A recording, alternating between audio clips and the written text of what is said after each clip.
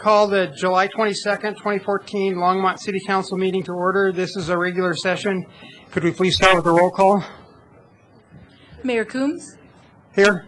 Council members Bagley? Here. Christensen? Here. Finley? Here. Levison? Here. Moore? Here. Santos? Here. Mayor, you have a quorum? Okay, let's stand for the Pledge of Allegiance. I pledge allegiance to the flag of the United States of America and to the republic for which it stands, one nation under God, indivisible, with liberty and justice for all.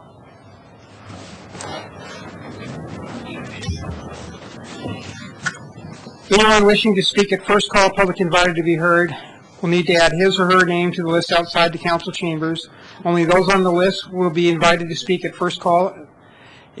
Public invited to be heard. Speakers who do not place their names on that list will have an opportunity to speak during the public hearing item this evening or at final call, public invited to be heard. There are no minutes to be approved, so we'll move on to the next item. Valerie, are there any agenda revisions? Mayor, there are no revisions. That's okay. There are no revisions tonight. Okay, I'm going to change the agenda and move public invited to be heard up in front of the city manager report. So we'll start now with public invited to be heard. The first one is Carla O'Boyle. So please come down and state your name and address for the record.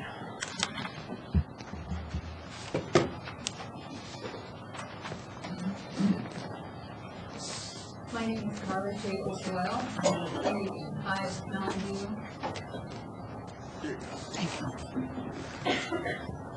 Carla J. O'Boyle, 3825 Mountain View Avenue.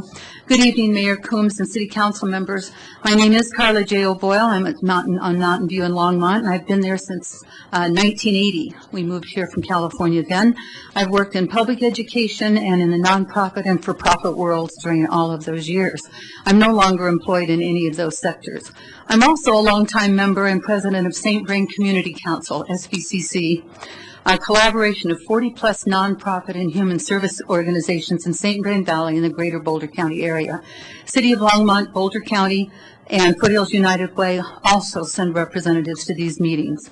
These organizations, among others, provide what is referred to as the human service safety net for those in need and underserved in our communities. We also participate with the newly refocused HSA, Human Services Alliance in Boulder County, for collaborative and advocacy efforts. SVCC has 501(c) status and has been meeting for well over 20 years. The current plans under discussion for the so-named 150 Main project have raised some questions regarding the incentives proposed to the developer or by the developer and the methods of potential funding the city's financial obligations should the proposal be approved as it now stands. While I'm not here and wasn't asked to speak officially as president of SVCC, I was asked to come to the meeting tonight to ask you, well, not only from SVCC members, but other community members, because they've expressed some concerns and asked questions with regard to this prospect, or this project, particularly as to, one, the long-term city and taxpayer financial commitment, 20 years, to pay for these incentives. 2, the HUD 108 loan application that would be made by the city. 3, the collateral required CDBG funds at this point, including 20% on hand to cover in case the HUD funds dwindle or disappear. And 4, no specific mention right now, at least, regarding any affordable housing options offered in the project proposal for 150 Main. CDBG funds have been used in many ways to help our community with one-time and other needs. It's concerning that these funds might not be available in the future. And then number 5, we know that there's a consultant that is looking into this, some final things with this, and we're interested in when that report might be ready for publication and sharing with the public.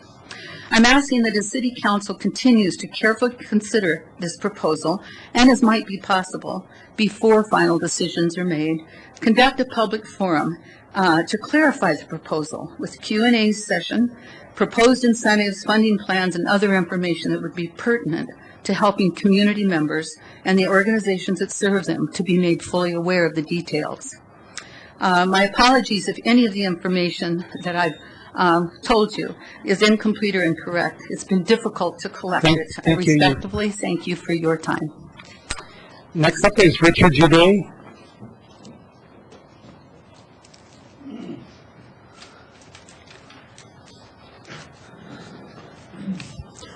Good evening, Mayor and Council. My name is Richard Juday, 4042 Hawthorne Circle here in Longmont. Now and again, a pair of problems occur that suggest a mutual solution. And one of my favorites is that back in the late 80s and early 90s, there was an outbreak of bovine spongiform encephalitis in Great Britain. And they had some hundreds of thousands of beef cattle that needed to be put down and disposed of. About that same time, it was estimated that about that same number of landmines needed to be cleared in Southeast Asia, but they didn't take advantage of that obvious pairing of solutions. Nevertheless, I published a letter in this morning's Time call some of you might have read, in which I suggest suing the RTD. I'm an engineer, not an attorney. Thank goodness for that. But looking at this situation from an engineer's perspective, and remembering the publicity surrounding the vote for fast tracks, I think a case could be made in that RTD formed a contract with the voters, particularly in this area, constructively a contract that they have failed to follow through on. Now, whether that's a legal contract or just a constructive one, I don't know, but this is how attorneys make their living, is sorting this kind of thing out. I do think that RTD has not made a good faith effort to deliver rail services to Longmont. Some things that they have not done, for example, are going back to the voters to say, all right, the costs went up. Let's, you guys who already have your service, chip in a little more. You've got yours, but now let's get it out to the rest of the folks who've been taxed as well. RTD did not do that. And RTD just approved a $200 million extension to 2.3 miles at $17,000 a foot. But the extension to Boulder and Longmont isn't much more than twice that cost, as I remember. And it's a much greater distance. And that money could have gone into the bank to help get the rail out here, but nope, it's going to go out to Lone Tree. Well, I don't know that RTD has gone to Congress to get the railroad to be a little more compliant with respect to negotiating with RTD to get the cost down to an affordable level. So that's another thing I think they could have done, but don't know that they have. Now, as for City Council, I use the word tar baby with respect to the mall in this morning's letter, and the idea of mortgaging City Hall is execrable in my personal view, and that of a lot of other folks. Let's sue for breach of contract and buy the city facilities back. Thank you. Katie Torres.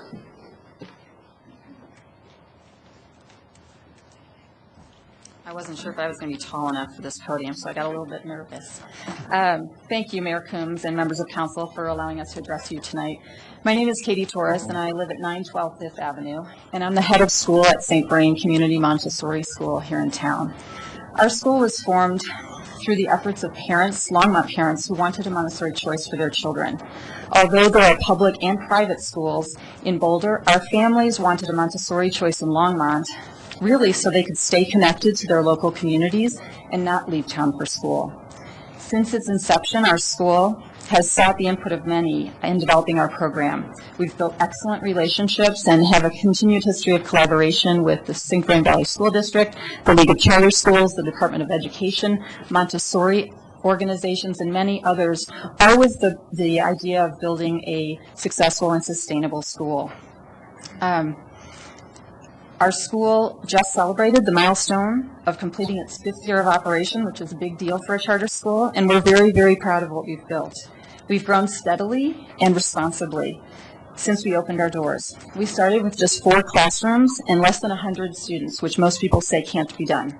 When we return to school in 3 weeks, we will be at over 200 students as we opened our 8th classroom. We're also a vital employer. When we opened in 2009, we had 10 employees, and today we, this fall, enjoy 26 employees, both full and part-time, and a payroll of over $800,000. It's important to share with you that about 15% of charter schools fail, and the vast majority of those schools fail for financial reasons. We're very pleased to report that we are financially sound, and we have carefully and thoughtfully built both our fund balance and our enrollment every year since we opened. This has meant living within our means, and a big part of that has been our facility. In order to live within our means, we chose a facility in an area, albeit not our perfect choice, of the city that we could afford. Our school attracts families to Longmont who value Montessori education for their children. They know they can pay in excess of $15,000 a year for tuition at private Montessori schools, but that Longmont has an excellent and tuition-free public school. That's why our families travel from Lyons and Erie and Lafayette and Firestone and Gun Barrel and Boulder to attend our school. We have even had several families who relocated to Longmont this year over other Front Range cities because we are here. Although we're disappointed in the location of a brewery next to our school, we're here tonight to move forward in partnership with our city. We ask you to help us keep our children safe by limiting the hours of service of alcohol next door to our school.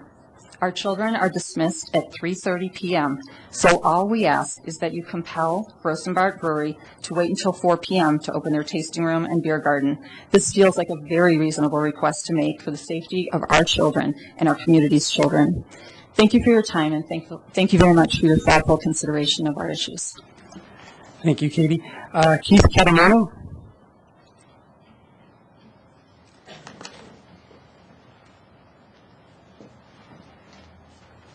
Good evening, Mayor Coombs and members of council. I'm Keith Kanemoto. I live at 1632 Stardance Circle in Longmont. I'm a member of both KBI Delaware LLC and 1055 Delaware LLC, the landlords of St. Vrain Community Montessori School at 1001 Delaware Avenue and 1055 Delaware Avenue. In July 2009 was when we first started our relationship with the Montessori School. We've had a landlord-tenant relationship with Montessori School for the past 5 years. During this time, it was an interesting transformation of 2 of our facilities that are primarily industrial. They have been model tenants over that period of time. They've been paying their rent early, which we appreciate as landlords, and they've also been investing in the facilities with significant capital improvements over the course of the last 5 years to make sure that they have quality facilities for their children. Like I said, they've been very easy or reasonable to work with over the past 5 years. We've always been able to have an open dialogue with them and been able to come to a meeting of minds at the end of the meeting and be able to move forward in a positive fashion.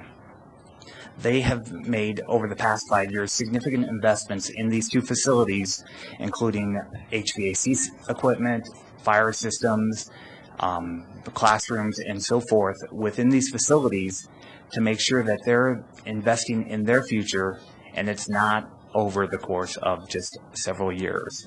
They're in there for a significant period of time, and it's been extremely favorable working with them, and I hope we can work something out with the city to keep them in the city of Longmont. Thank you. Thank you, Keith. Nora Flood.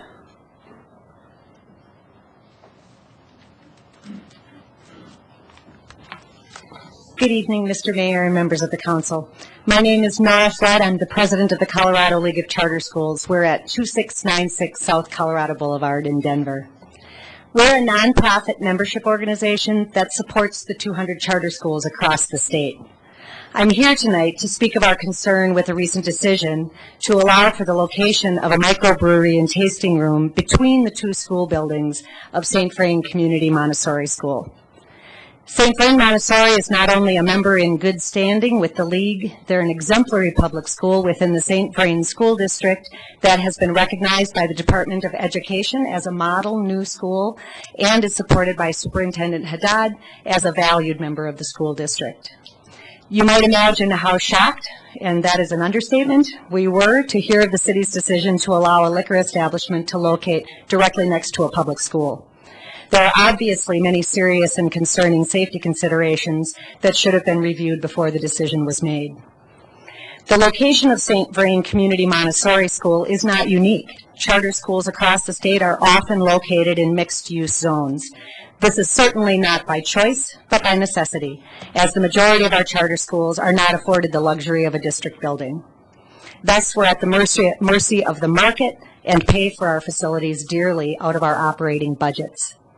However, also across the state, charters have developed strong community partnerships that support these locations and in turn the public school students that attend these schools.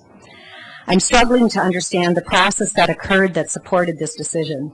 I can't imagine the city making this decision if this was a traditional district school. As public schools, charters must be considered the same way. I think we can all agree that the safety of our children should be our utmost priority, and that anything that might jeopardize the safety should be considered very, very carefully. We have not seen evidence to suggest that this careful consideration occurred in this instance, and we would like you to make sure that no shortcuts have been taken when it comes to the safety of these children. I urge you to revisit the process or the lack thereof that went into this decision and to demonstrate to all of these families and the others of St. Vrain Community Montessori that you do value their children and will do whatever it takes to protect them. Thank you for allowing me to register our level of concern. Thank you. Jason Berkowitz? No one can pass. So with all apologies to Councilman Bagley and any other attorneys on the council, I'm the second person to get up here and say I'm not an attorney.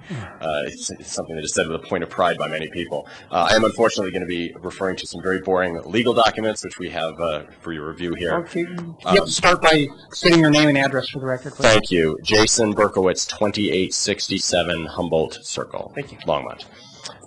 So I'm going to talk about the lack of a site plan review in this particular instance. Under the city's municipal code, which is displayed behind me, a site plan review is required for minor developments. Now, in some cases, the city manager can waive the site plan review when specific conditions are met. If you look at the actual code written behind me, the applicant must submit a written request to the planning director and must demonstrate that changes in use where the applicant demonstrates that such change in use is found to meet the following criteria listed as 1 through 5 below. The change does not affect the traffic circulation or parking. The change does not affect public utilities. The change does not significantly alter the use of the property or cause adverse impact on surrounding neighborhoods and properties, and does not result in any safety problems or hazards. Now, as much as I would love to debate why the Gross and Bart application did not meet these criteria, the reality is it doesn't even address these criteria. There is not a word in the application which we have reviewed that addresses any of these issues, and yet when they turned their application in on February 3rd, on February 24th, their waiver was approved. So we believe that the code was not followed in this instance, and we ask for the safety of our children and our community that you review this, figure out what went wrong, and do right by us. So speaking as not as a non-attorney, but just as a father of 3 at the school, we're deeply concerned about the safety of our children in this instance, and we are looking to you as our elected officials to do exactly what you were hired to do, which is represent us and keep us safe and enforce the codes of the city of Longmont. I sincerely hope that you will do so. Thank you. Thank you. Scott Holwick?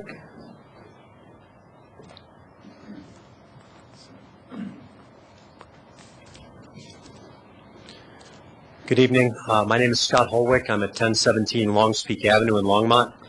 My wife and I have 2 children attending St. Vrain Community Montessori School. We have a daughter who's in 5th grade, a son who's in kindergarten. I've lived here for 14 years. I'm a co-owner of a downtown business with 32 full-time employees. I'm pro-business. I'm pro-craft beer. I chose to reside here and locate my practice here and build a public school here.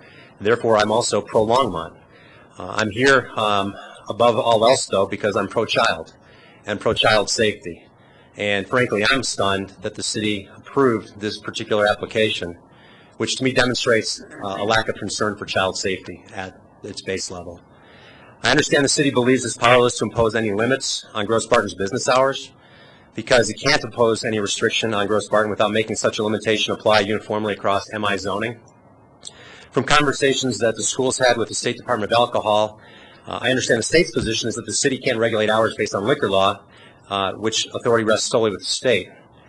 However, under the liquor statute, the state does not allow retail sale of liquor for consumption between the hours of 2 a.m. and 7 a.m. I also understand that the state's position is the city can enforce its zoning codes as it would do so with any other industry. I hope that the city has the authority under its zoning code to restrict the operating hours of a brewery and tasting room to more reasonable hours than 7 in the morning until 2 in the following morning, especially considering that the city now allows such operations as permitted uses in 4 zones, limited uses in 2 zones, and conditional uses in 2 zones. From my read of the development code, I believe the city can restrict hours of operation for this limited use. The code requires all applications for limited use demonstrate that the proposed use be compatible with the surrounding neighborhood and surrounding existing uses. The same section of the code allows the city to impose conditions to ensure that potential adverse impacts on surrounding uses and properties will be substantially mitigated. In that same section, the city is specifically allowed to mitigate potential adverse impacts by imposing a condition addressing hours of operation. As each specific limited use application is separately considered by the city and is not considered a categorical application, the city's position that it somehow can only impose a restriction on hours of operation if it uniformly does so across the zoning code doesn't make any sense to me. By my count, there's 4 manufactured tasting room operations that have been approved now. There's Left Hand, Tasty Weasel, 300 Sons, and now Gross Barton. Each one of those is located within the MI zone. The opening and closing hours for all 3 of the first ones vary, but each close at some point by 9 o'clock. In the approved application, Gross Barton's hours extend until 11 p.m. In the Daily Times call article announcing their plans, the brewery's owner said, "We're going to get to stay open until 11, and Tasty Weasel down the street only gets to stay open until 8. By approving this application, I wonder if the city has restricted the other 3 existing operations to early closing times. I don't believe so. From my perspective, the city has and must have the power, as stated in its code, to put reasonable restrictions on limited uses that adversely impact existing surrounding uses and properties." Thank you. Thank you for your time. Jeannie Berkowitz.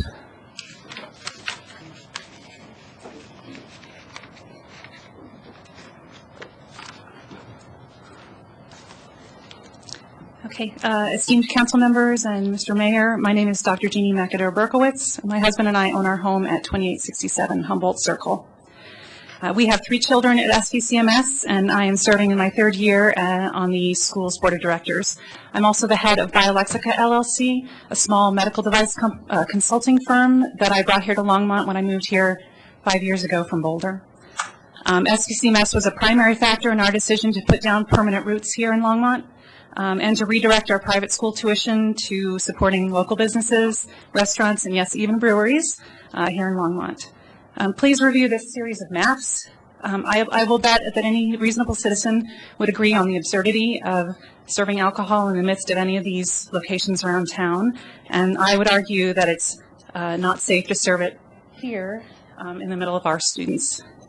Colorado liquor law was written to protect child safety by prohibiting the restaurants, bars, and liquor stores from selling alcohol within 500 feet of schools, but the law didn't anticipate Colorado's new and vibrant and exciting small brewing and craft brewing industry, so it doesn't apply to manufacturing facilities sited in mixed-use zoned areas like Gross and Bart, even if they have tasting rooms. Until last June, Longmont Municipal Code restricted or offered some protections by restricting the relative size of tasting rooms relative to brewery square footage.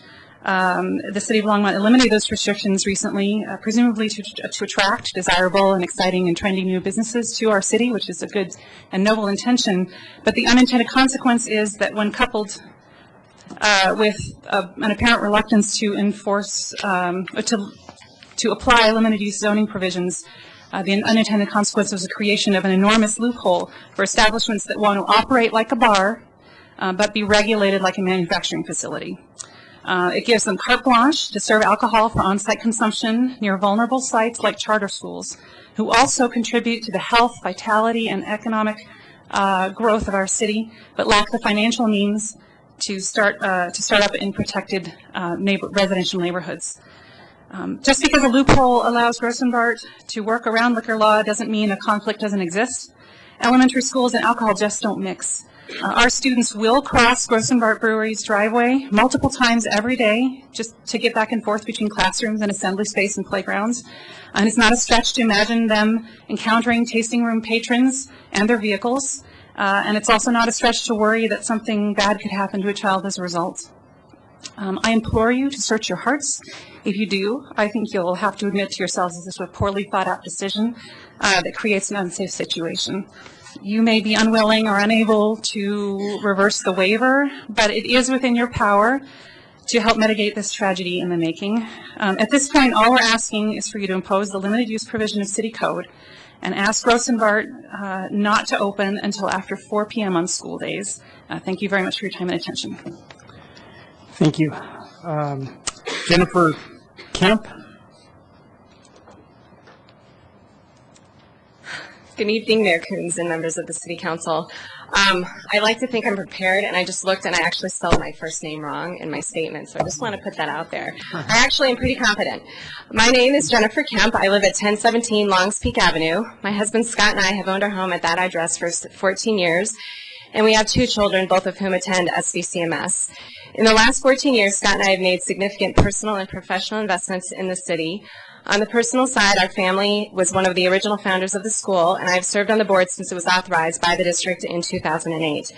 Many people have spent many hours helping to create and maintain the school, and we've done it because we want all children in the city to have the opportunity to attend an authentic public Montessori school, regardless of their family's income level or ability to pay private school tuition. I want to start by stating that our school community is deeply concerned about the safety issues posed by the commercial consumption of alcohol so near to our 2 schools. Katie Torres and I took the time to meet Shad and Taylor, the owners of Grosvenbart, and after realizing that the city had decided not to do a thorough site plan review. They are young, enthusiastic, and excited to open a quality establishment in Longmont, and I think that's exactly the sort of energy we should be attracting to the city. After touring their facility, we explained our concerns with their planned opening time of 3 p.m. on weekdays. Our families pick up children at 3:30, and that combined with district school buses returning to the bus yard on the other side of the street make traffic in the area very, very, very busy for about a half an hour. We asked them to consider opening at 4 p.m. when the area becomes noticeably calmer. We also alerted them to the fact that our school is not in session from the end of May until late August, and they could open during the critical summer months earlier, or as Colorado liquor law apparently allows, from 7 in the morning until 2 a.m. Shad and Taylor did send us a response after our meeting indicating that they've decided to stick to their original business plan of opening at 3 p.m., but that they would alert potential patrons to the existence of our school on their website, which they have done. Our school should never have been put in this position of having to ask to what amounts to a bar, but operating as a tasting room, to change their hours for the safety of students. I believe that had the planning department done a thorough site plan review, some of these very serious and very real concerns could have been mitigated up front. We are all here tonight because the safety of our children is paramount, and we are also here tonight because in not doing a site plan review and in not helping to mitigate the potential adverse impacts of placing a drinking establishment next to a school and actually in between our 2 buildings, the city has significantly increased the liability that we all might incur should a child be hurt or worse. All of us, our school, the brewery, and the city, I question whether the city would have full governmental immunity in this case, are liable. And I promise you that our own pockets are not very deep. There are known hazards around our school buildings. In fact, the city traffic planner deemed the road too dangerous for a crosswalk a few years ago, and yet despite this information, the city waived the site plan review for the brewery entirely. So in closing, I have 2 requests for the city tonight. Please find a way to limit the brewery's hours. And number 2, please resolve, as a city, to appreciate the immeasurable and immense value that our school and other charter schools bring to the city. Thank you for your consideration. Thank you.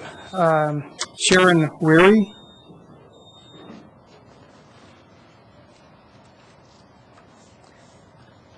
And she'll be followed by Robert Wood. Mayor and City Council members, my name is Sharon Wary.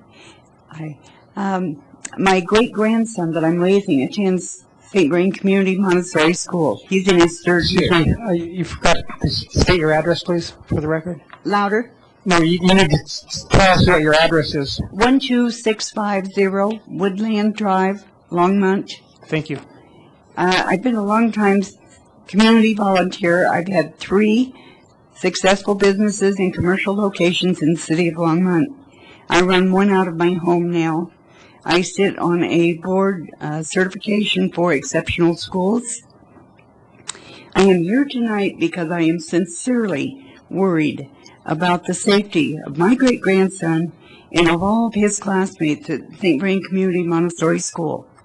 The city's actions from the beginning of this process suggest that Longmont is not a community that values charter schools, and yet those schools are consistently attractive to the citizens, as evidenced by the fact that there is more demand for the excellent school choices every year.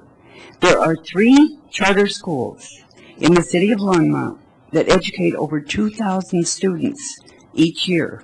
The families of these schools own homes in the city. They own businesses in the city.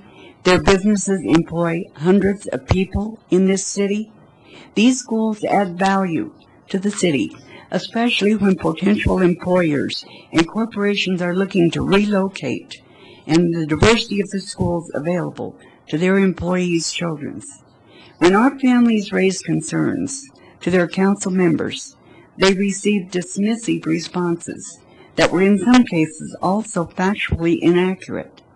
They implied that the St. Vrain Community Montessori School should have known that this could happen because it chose to locate in a mixed-use area. When the school chose its location, it thought it was safe from a tasting room during school hours because that use is limited in Longmont codes. And who would have thought that a thorough site plan review wouldn't have been done with the introduction of alcohol service into the neighborhood between 2 school buildings? I have 2 requests of council this evening.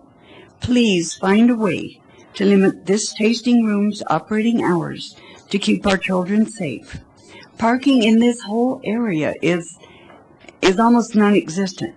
Please recognize the value of our school that adds to the city and the support in our desire to provide an excellent and tuition-free Montessori choice for the families of the city of Longmont. Thank you. Thank you. It's Robert Wood.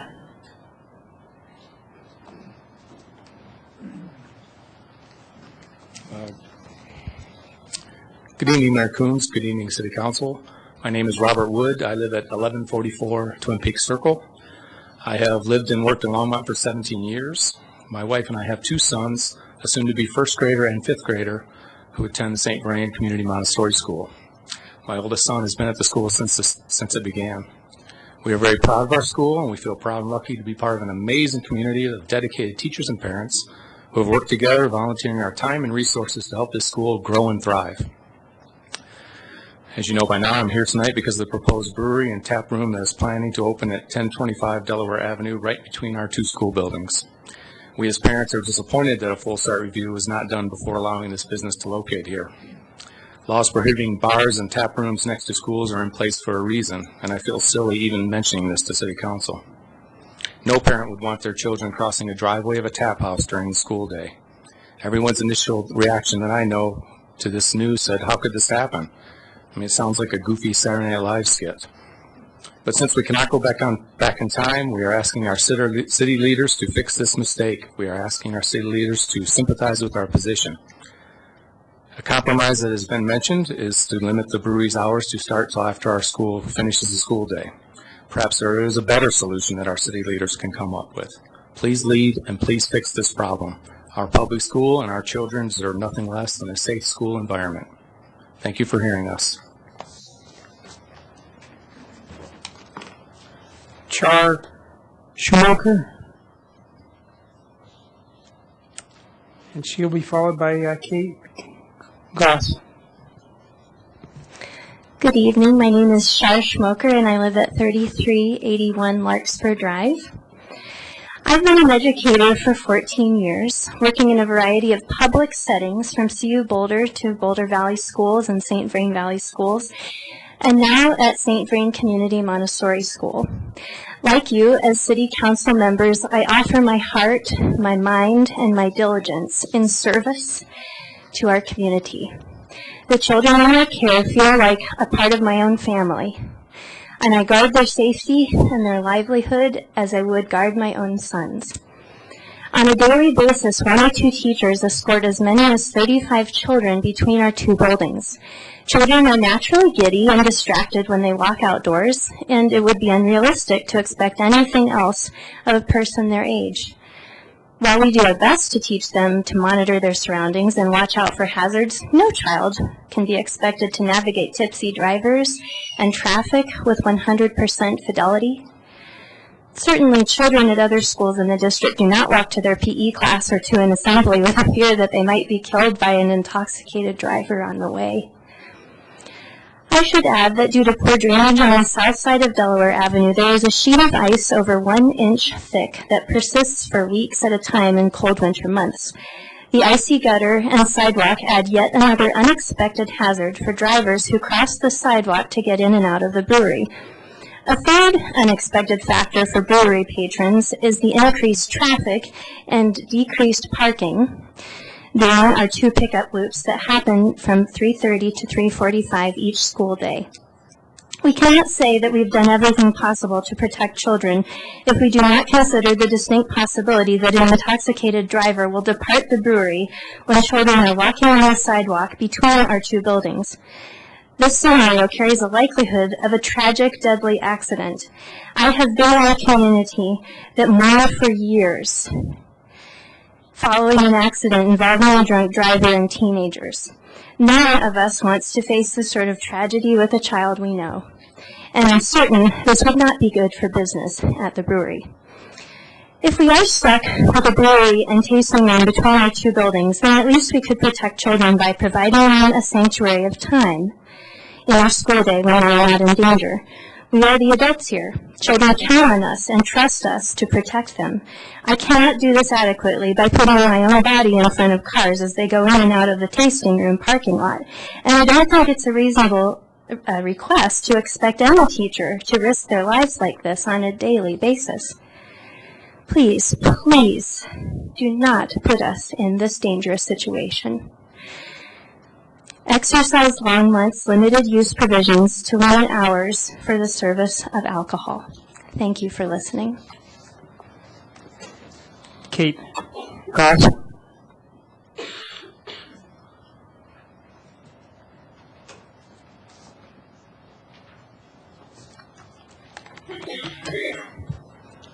Good evening. My name is Kate Goss, and I live at 1251 Kinnickinnick Court. I've been a part of the Longmont community since Ranch Wholesale was the north end of town and cruising was cool. My siblings and I graduated from the new Skyline High School, and my daughter graduated from Silver Creek. I'm also an upper elementary guide and the level leader at St. Vrain Community Montessori School. Our goal in the upper elementary is to foster students increasing responsibility for their own learning in a developmentally appropriate way. This involves empowering students to own their work and to expand their sphere of service. Over their 3-year cycle, students practice independence within the entire SVCMS community, which necessitates independent and safe access to the main building at 1055 Delaware. Here are some examples. Upendo Emporium is their student-run store, which sends its profits to support their pen pals in Tanzania. They just funded a UV water purification system, and their pen pals in June just turned the tap on safe drinking water for the first time at their school in Usa River, Tanzania. What made this possible? Our students own this work. They walk independently to the main building to pick up shipments, to meet with accounting, to make payments, and mail checks to vendors. It's a student-run service project. Additionally, older students work with primary and lower elementary students in reading and math. As part of this work, they travel independently and work directly with the other guides at 1055. Sixth-year students independently implement a community service empowerment project. Recent student projects involving access to the whole SVCMS community included teaching soccer to kindergarten classes, a whole community cookbook, and video editing classes. Now, the Longmont I knew and the Longmont I grew up in supports students and supports service. I have seen this over many years. Please keep my students safe as they travel in doing their good work and their service for our community.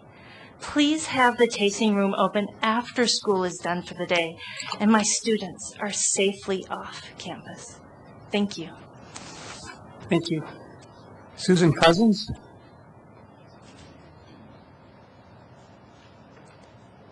And she'll be followed by Terry Schuler.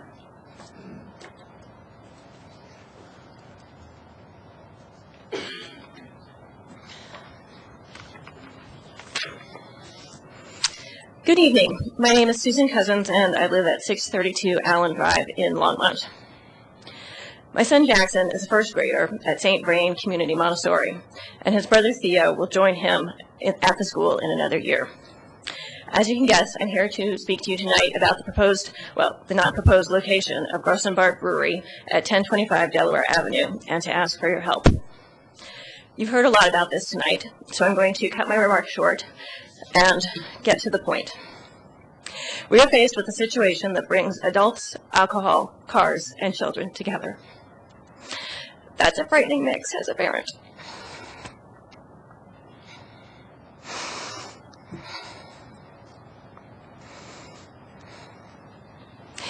As the word community in the name implies, St. Vrain Community Montessori works hard to be a good neighbor, to create community, and to produce civic-minded members of society.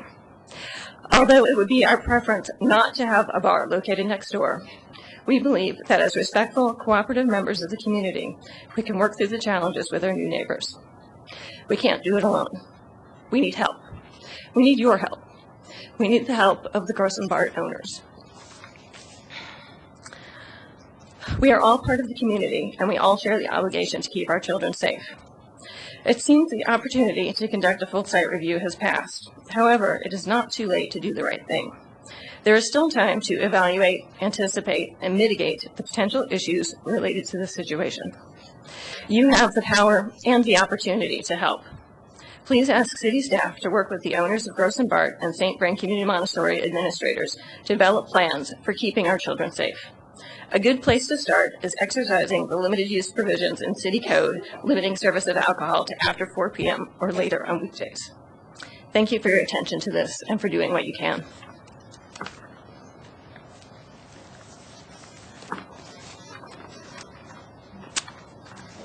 Good evening, Mayor Coombs and members of the City Council. My name is Terry Schuler.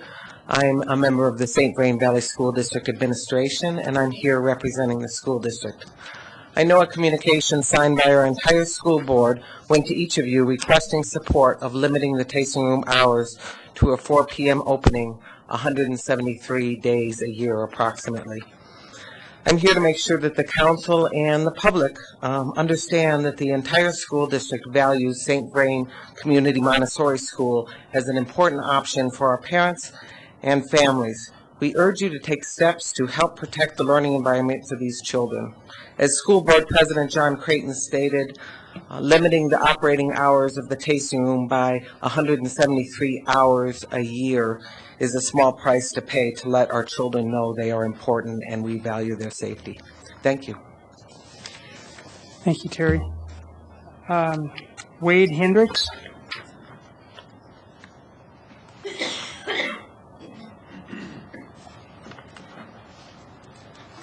Good evening, Mayor Coombs and City Council.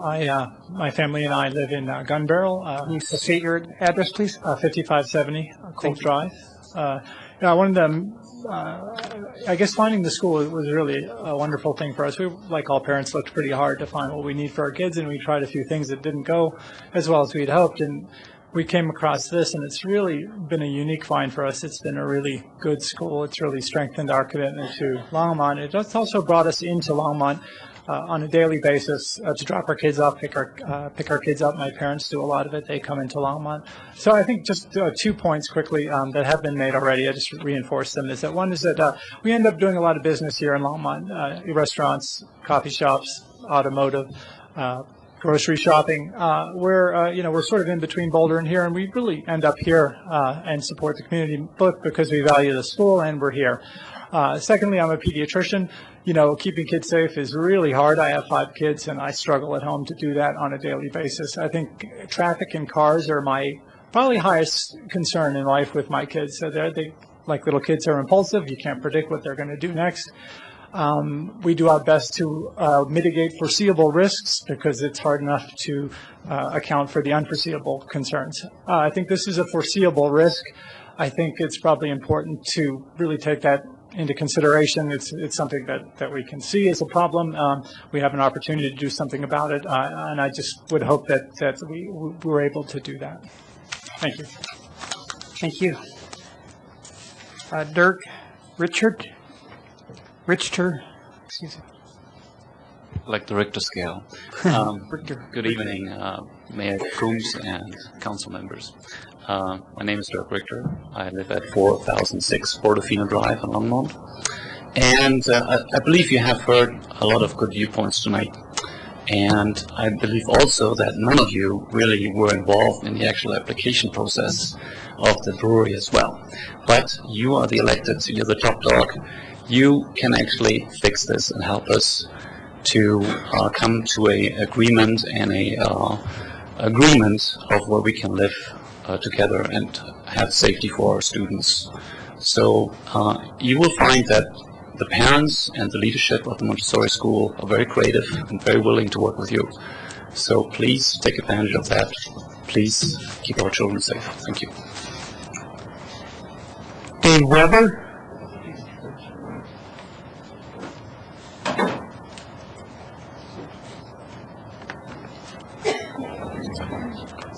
Good evening, Mayor Coombs and Longmont City Council members.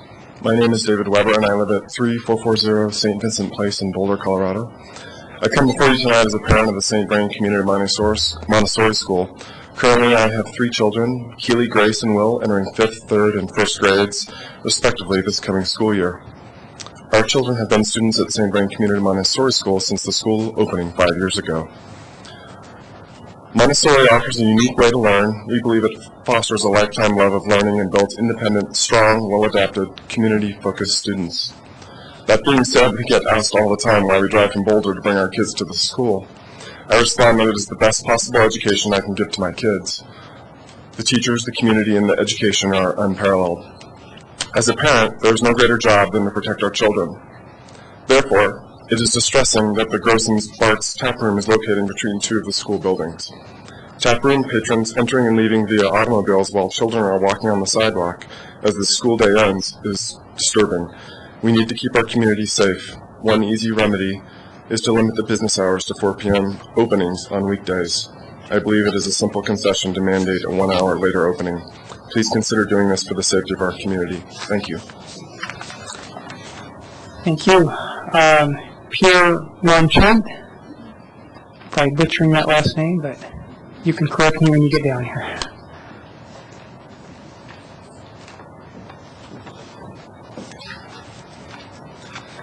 Good evening, Mr. Mayor. Good evening, members of the council. My name is Pierre Longchamp. I live at 124 Longspeak Drive in Lyons. I'm French and Australian. I emigrated from Australia earlier this year with my wife and 2 children who attend St. Vrain Community Montessori School. We have decided to relocate to the Front Range for many reasons: the access to the great outdoors, a dynamic, young, healthy community, a business environment with a lot of entrepreneurs and very dynamic as well, and even the local beers actually was part of the decision-making process. So I came last year in this area to visit several Montessori schools in Boulder, in Golden, in Longmont. I must admit, when I parked next to the school in Longmont, I was wondering if it was the right address. An industrial setting like that was quite unusual. Some also before that I have seen beautiful buildings in Golden and Boulder. But then Cathy Torres, the head of school, gave me a tour of the classroom and walked me over to the next building. And this tour gave me really a beautiful picture of what good Montessori education is. So when we went back to Australia, we applied for all 3 schools just to be sure, but when we were accepted in Montessori in Longmont, we were very glad to select this school for our children. The quality of education overcame the concern we had for the not so fancy building, and we thought about the industrial setup and thought a bit about safety. But we thought that industrial workers coming every day to the same place, they know about the school, they are probably themselves dropping up their own kids before going to work, so that's not an issue. And indeed, since school has started this year, I have never seen any reckless driving, and I have never been worried about my children at school. But I must admit, with the news of a drinking place opening in between the 2 buildings of the school, my concern have raised up a bit. I think regardless of any regulations that may or may not apply to this specific site and to this specific type of business, I think just common sense should put the safety of children first and foremost. And therefore, I'm joining my voice to the voices of the rest of the school community to ask you, dear Mayor and dear members of the Council, to revisit this application and at least to follow this request of limiting the opening hours of the beer garden for the safety of our children. Thank you. Thank you. Kim Gibbs.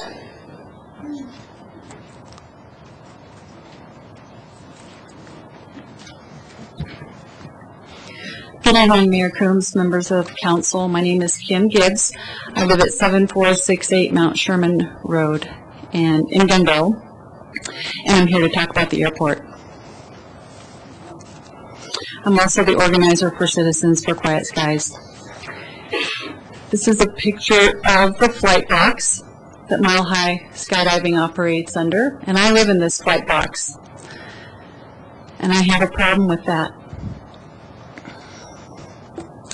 For nearly 3 years, we've been asking you to adopt reasonable regulations to address the noise problem, and still no action has been taken.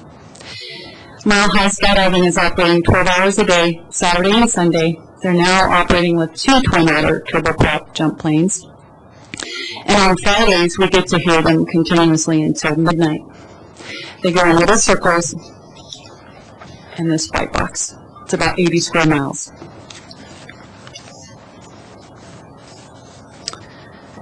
And now this council has the authority to adopt reasonable regulations after nearly 3 years. Nothing has been done. I want to change subjects for a moment and talk about the budget, because many of the skydiving supporters talk about the significant revenue that Longmont is receiving from the skydiving operation. I'll start with the leases, fuel payments, and that kind of thing. In 2013, Mile High paid $15,088 for all of their leases, fuel fees, and the swoop pond. Their specialty-based operator lease is still inactive, even though it was signed in 2007. We've asked you to cancel that lease, and so far, nothing has been done. The Longmont Municipal Code, Section 4.64.040, talks about the use of public areas. It says the airport manager may designate areas at the airport for use by the public, including but not limited to skydive operators, skydivers, etc. There is a permit required, and the annual fee is $7,500. It's very clear in the wording of this section that Mile High should be paying that fee. They are not. The clerk's office responded that the code has not been applied as there are no competing interests in the undevelopable land on the south side of the airport. A jump fee was discussed in the past, 2004, 2007, and again in November 2012. Elisa Dale noted in the Airport Advisory Board minutes that she states the airport budget is very bare bones. She states that the airport is stable and solvent, revenues barely outweigh the operational costs. If there is a large problem at the airport, there are no emergency funds for the airport. This proposed $1 jump fee would generate about $30,000 in revenue for the airport. Thank you, Kim. Thank you. Rebecca Meyer.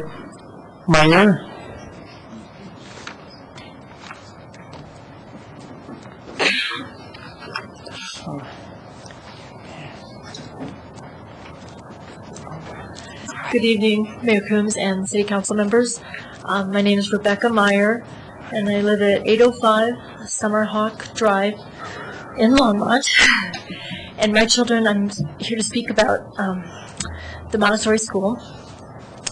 I've had my daughter started in preschool 5 years ago, and my son also attended for the past 5 years. So obviously I'm just very concerned about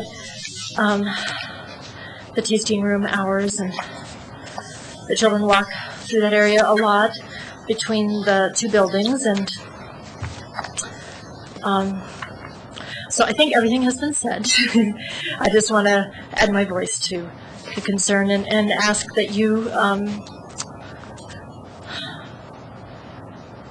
take action and help us find a way to not have patrons of the brewery drinking and driving around their children. Thank you. Thank you, Rebecca.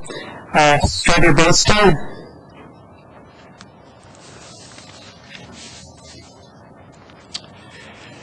Good evening, Mayor Combs and Council.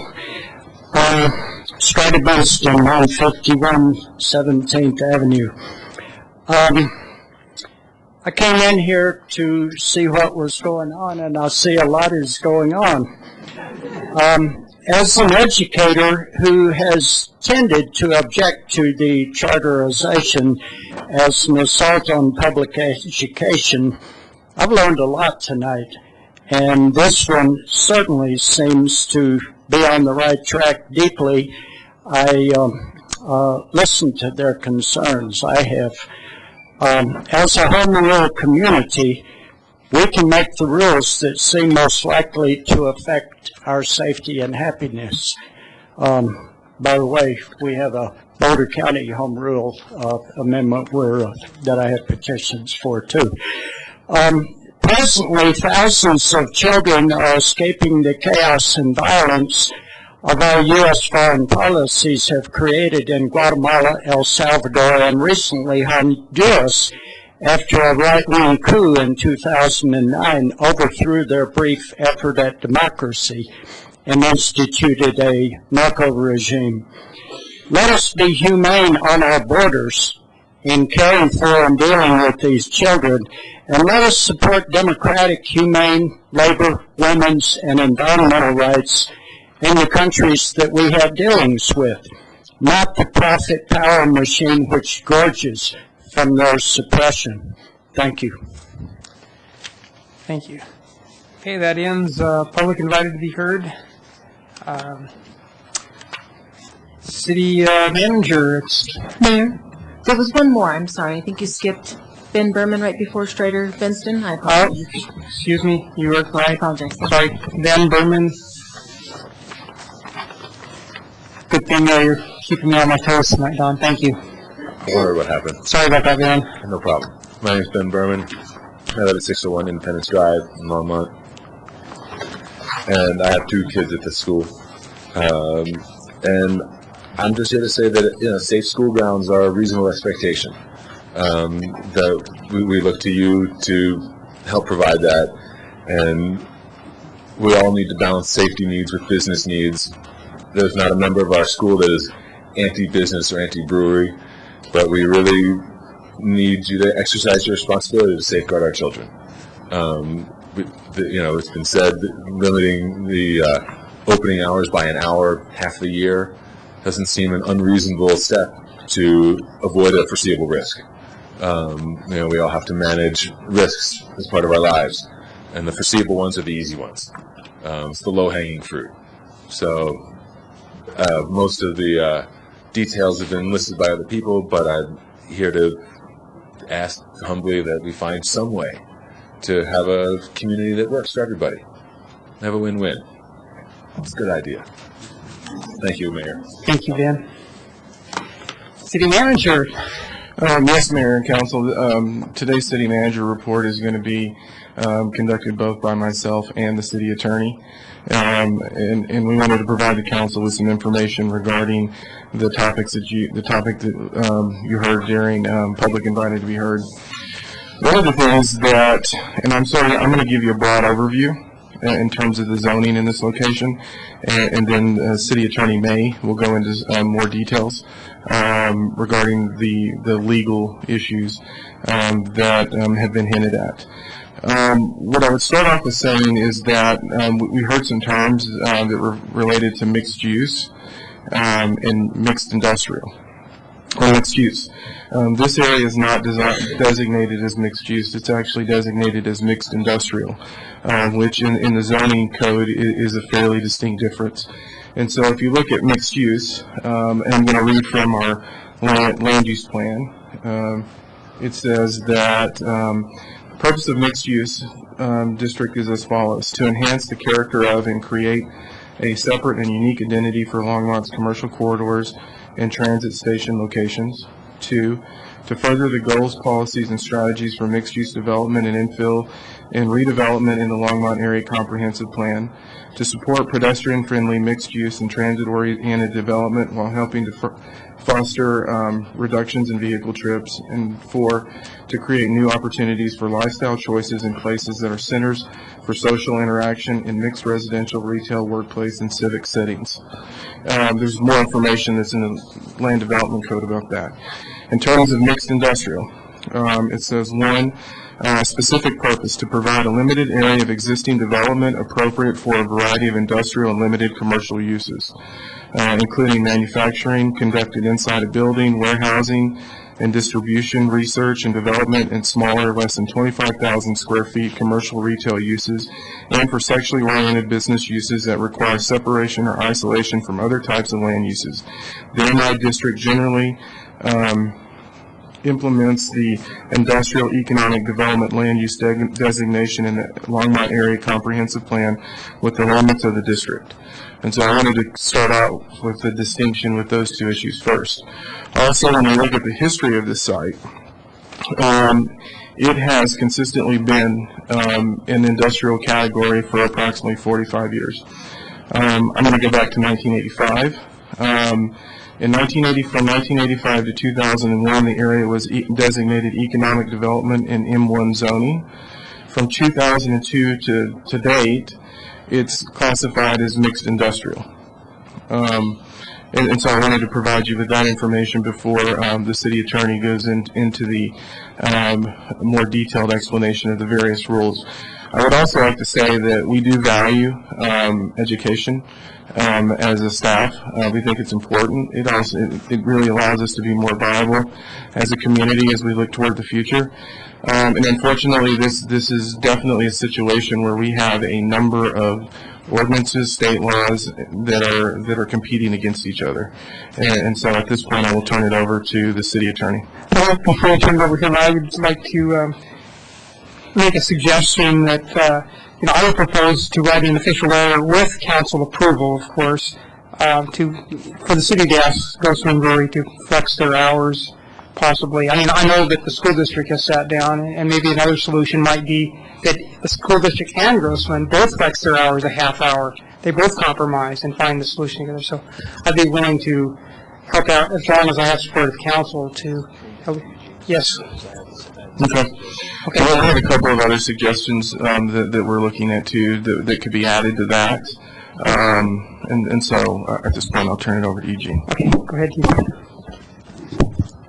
Mayor and Council, Eugene May, City Attorney. I'm going to address two issues. One is regulation or limitation of the hours of operation for the sale of alcohol, and the second about school placement. With regard to the first one, state statute is clear that the regulation of the sale of alcohol is the exclusive jurisdiction of the state.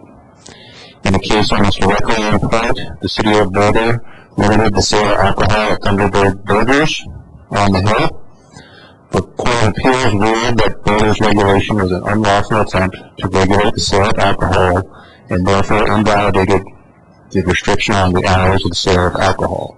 I think that case is binding precedent. I think it's pretty clear that would apply to this circumstance. We did confirm this interpretation with the Director of Liquor Enforcement at the Department of Revenue at the state.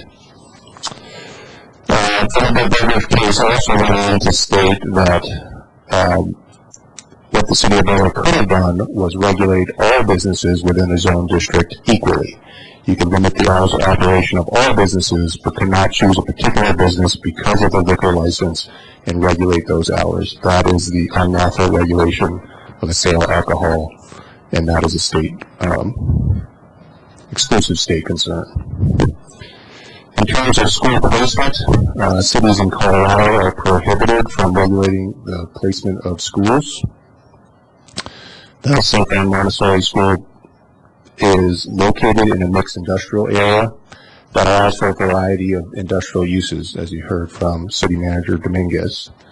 And while the City of Longmont generally opposes the placement of schools in industrial zoned areas because of land use conflicts, the city is unable to prohibit the placement of schools in this or any other area within the city. So, in addition to the suggestion that the mayor made regarding this, one that the recommendation that staff would make is that we ask our state representatives and senators to give cities a stronger role regarding the placement of educational facilities. In addition, to also look at, I think something that may need to be looked at is also the state laws in terms of how they look at liquor code issues. There are some unique components to the manufacturing piece. Another one is the City of Longmont is considering a code amendment that will automatically invoke our right to a public hearing before the school board. Basically, when we get notified of the location of these education institutions, we have the ability to request a hearing in front of the school board to talk about the placement and the interaction in various zoning categories. When we received the notification in 2009 and 2011, we did not engage in that conversation. But we're looking at bringing an ordinance to council that would automatically trigger that, so we could have a discussion regarding this. Unfortunately, we have a placement in the zoning district that creates conflict. Okay. I'm happy to answer any questions. Thank you, Mayor. And I had the same suggestion you had, Mayor. My question is regarding the tasting rooms. So apparently there's just a loophole that needs to be fixed at the state level. Am I getting that? Councilmember Santos, Council. Tasting rooms associated with breweries are treated under the manufacturing license. Right. The state is the sole licensing authority for that. But I guess what I'm getting at is that most tasting rooms or manufacturing facilities that have tasting rooms, I mean, we try to push, well, it's more or less use by right for heavy industry or breweries or sexual-oriented businesses or what have you in this type of zoning designation, correct? That is the purpose for the mixed industrial. So. But with the tasting rooms, it seems that any brewery can open up a tasting room regardless of not just this charter school, but any other business that is there. Is that correct? That's correct, but the local jurisdiction has no say in the issuance of the manufacturing license. As we heard, they are not subject to the 500-foot rule. I think we've seen an evolution, certainly in the craft brewery industry, where tasting rooms are really in demand. And I think that the original intent of the statute was more, we take a tour, here's your taste of one or two of our products, be on your merry way. Certainly now they're becoming social gathering areas. Kind of like the tour that you would take at Coors or Anheuser-Busch, which I've been on. You have two little, not that I drink a whole lot, but two little tasters, and then you're on your merry way, and then you can purchase wherever. But those are designated as more or less, I mean, looking at where the Coors Brewery is in Golden, it's almost right in the middle of the neighborhood. But I guess the issue that I'm seeing is that the tasting room language is so vague, they can go anywhere. So, along with the mayor's suggestion, not that it's very difficult, and I've always been a proponent of charter schools. I'm trying to figure out that I don't get where the hostility of the city is against charter schools. I have not seen that from my tenure on council. But I guess what to the mayor's idea, bringing back that ordinance, because at least invoke our right to go to the school board, and I understand charter schools have limited funds, and they're trying to find the best place for their school, and the cheapest area is in mixed industrial. But I try to get folks to understand that it's still a use by right, regardless if there's a school there. And I know people don't like that. If it was a brewery that didn't have a tasting room, I think everybody would they're just going to brew and go on their merry way.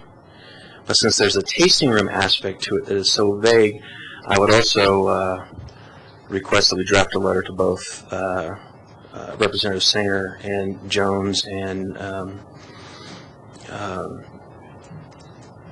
to try to get that tasting room language cleaned up to where if we can't be the only city that's had this issue before.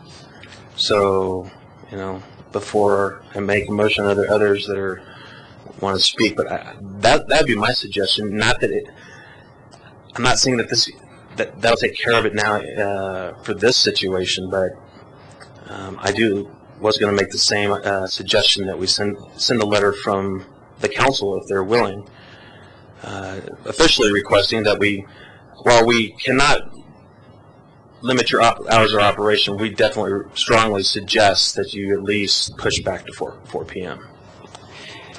We did probably had some unintended consequences. I remember we changed the ratio of the retail space to manufacturing space, and that created this big loophole that now you can drive a truck through. I mean, it kind of made sense for, the downtown district, but when I think of a manufacturer, I think of a manufacturer that produces a product and ships the product off-site, not a manufacturer that manufactures a product and just serves their product at their own bar on-site, where nothing's actually getting shipped off-site.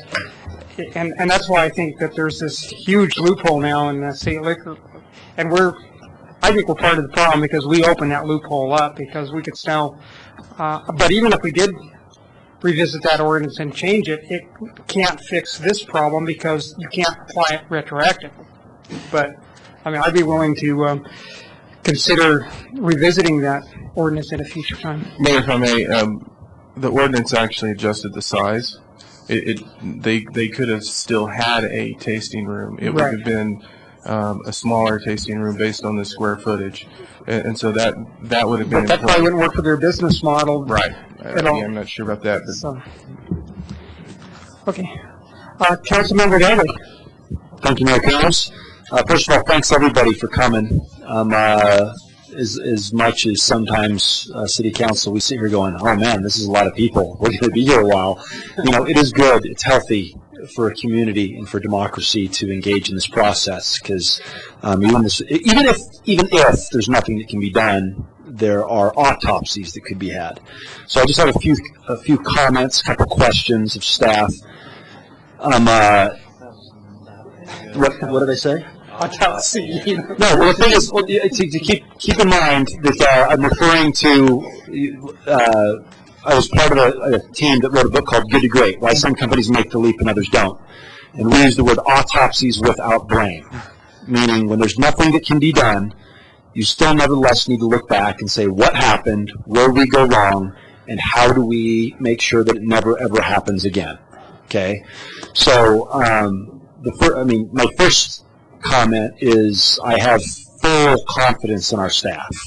So now whether or not we should have had a site review, me personally, even if we would have eventually determined that we had to approve this, I still think that in the future, and if it needs a motion at some point I'll make it, but I still think that whenever we're dealing with liquor in a school, we need to actually, have a full site review discussion as council. Because as much as I like to be able to sit here and go, yeah, we weren't involved in that process, it was the city staff, it's our pay grade, and so I think in the future we need to change things so that instead of city staff being subjected to the pressure, we should be the ones now in the middle of a site review hearing saying, this is the reason why we're going to vote the way we're going to vote. And it's a use by right, and nobody likes it, but it comes back on us. So that's my first comment. And so I guess the other thing is that I didn't vote. I was the only guy, I think, that didn't vote for the change in the breweries. And I just don't think, everybody in this room, we all drink. Well, I don't drink, but when we drink, it's a danger when you embrace breweries and you embrace liquor stores and you embrace this vice, but at the same time, then you try to tell your kids that it's okay. It's dangerous. And so we're dealing with a whole bunch of stuff that kind of collides together. And so I think that, as the mayor said, I'd like to revisit. I don't think it's a good idea to necessarily have, give our businesses carte blanche power over, the ability to have tasting rooms, which leads me to my question for Mr. May. What is the loophole regarding tasting rooms? If I have a duck and I want to call it a dog, a donkey, or a sheep, it's still a duck. So if you're manufacturing beer and you sell it on premises, I can call it a tasting room and say, here, have a taste. But what's the difference between that and retail sales? So under the liquor code, a manufacturer can have a tasting room, and it's associated with a manufacturing license. Most bars that we think of have a tavern license, and they have food requirements and other needs and desires of the neighborhood for the license and other sort of safeguards for the neighborhood. And under the state statute, there is a dual licensing scheme for those hotel restaurants, tavern licenses. That is not the case for the manufacturing license. The manufacturing license is solely state issued, and the local liquor licensing authority has no role. The community has no role. There is no needs and desires of the neighborhood. And I think how that loophole was enlarged was the evolution of tasting rooms in the craft beer industry, where I think that the laws have not kept pace with that evolution. And I think it's happened pretty quick, the explosion of the craft breweries and the popularity of tasting rooms. And so, it is state statute. It's nothing that we can do at the local level. Certainly we can talk to our state representatives, but it's not a solution that we can come to at the local level on our own. It's state statute that would need to be changed. Would we as a city be permitted in all zoning classifications to state that if a school is pre-existing? Spot zoning. No, that's not spot zoning. I'm saying all zoning. My question is it possible for all, if we were to pass an ordinance, for example, that said if there's a pre-existing school that anyone is prohibited from serving any type of alcohol within 500 feet of a school, if it's all zoning?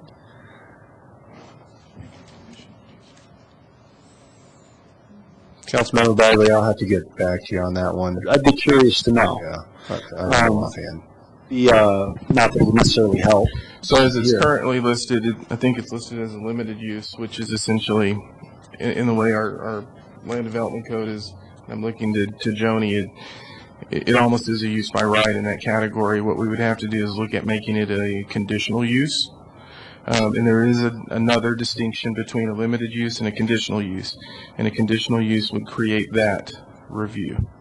Which goes back to a question. Several of the parents said that we have power under limited use authority, or I didn't understand. Are they right? Are they wrong? Somebody asked Johnny to come up and talk in more, because there is another distinction in that one. Okay. Could you repeat your question, Councilman Bailey? My question is, if it's limited use versus conditional use, what powers are under limited use that would enable us to do something, if any, and why not, if there isn't one, and what would happen if it was conditional use? Mayor Coombs, Councilmember Bagley. So under limited use, there is a provision for limiting hours. However, because this deals with alcohol, the city attorney has made it very clear to me that that is not a condition that I can impose upon a limited use. This is not the first time this has come up with liquor and tasting rooms.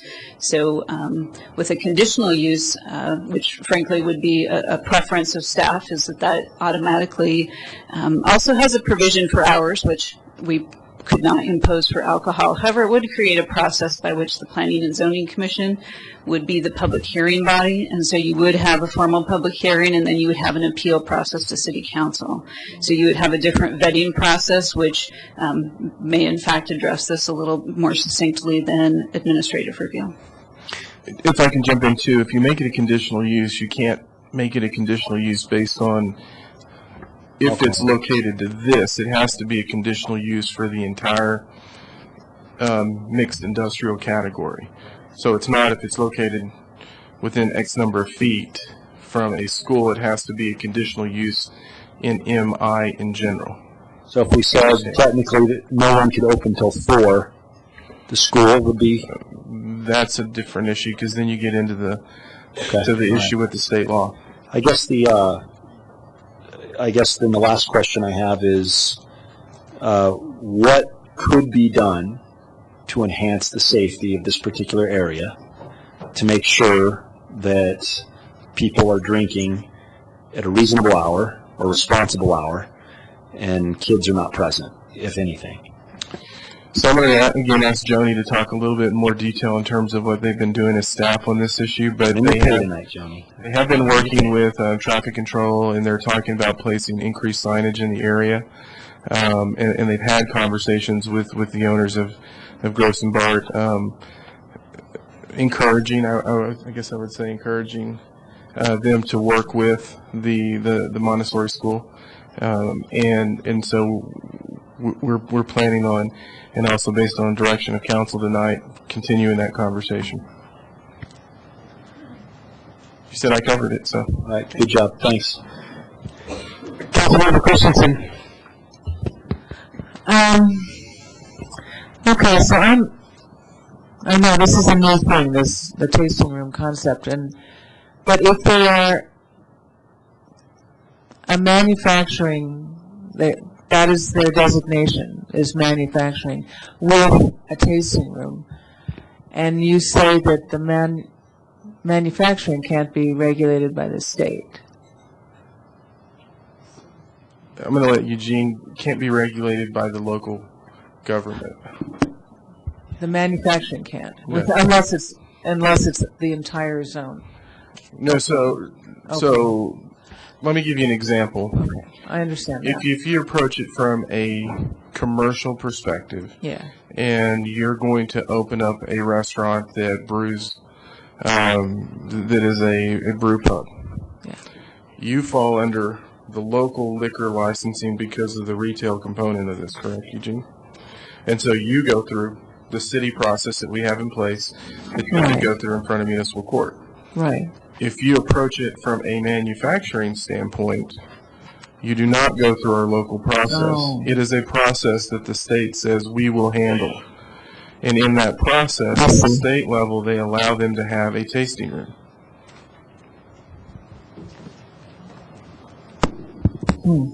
Okay. All right, thank you for the explanation. Councilmember Finley. Thank you, Mayor Coombs. I still haven't understood or heard why the site review was waived. Mayor Coombs, Councilmember Finley, site plan waiver is allowed in the case of permitted and limited uses and in instances of conditional use amendments as well. We employ that application frequently when we have uses that are considered permitted, which in a broad sense is a limited use or a permitted use in the code. Staff takes a look at those applications, and typically if you don't see a lot of site improvements, you're not building a building from the ground up. That's a way to expedite folks to a building permit process and also save significant time and cost for someone who would otherwise have to draw up drawings and do things for a building that currently exists. So typically we do site plan waivers only when buildings are currently existing on the ground. For instance, in this case, it was built in 1982. It's been used for a variety of manufacturing and different uses over the years.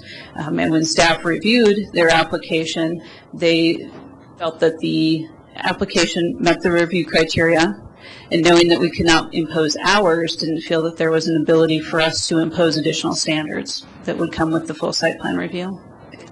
Did they look at the fact that it was between two schools? Was that considered at all, or can it be considered at all?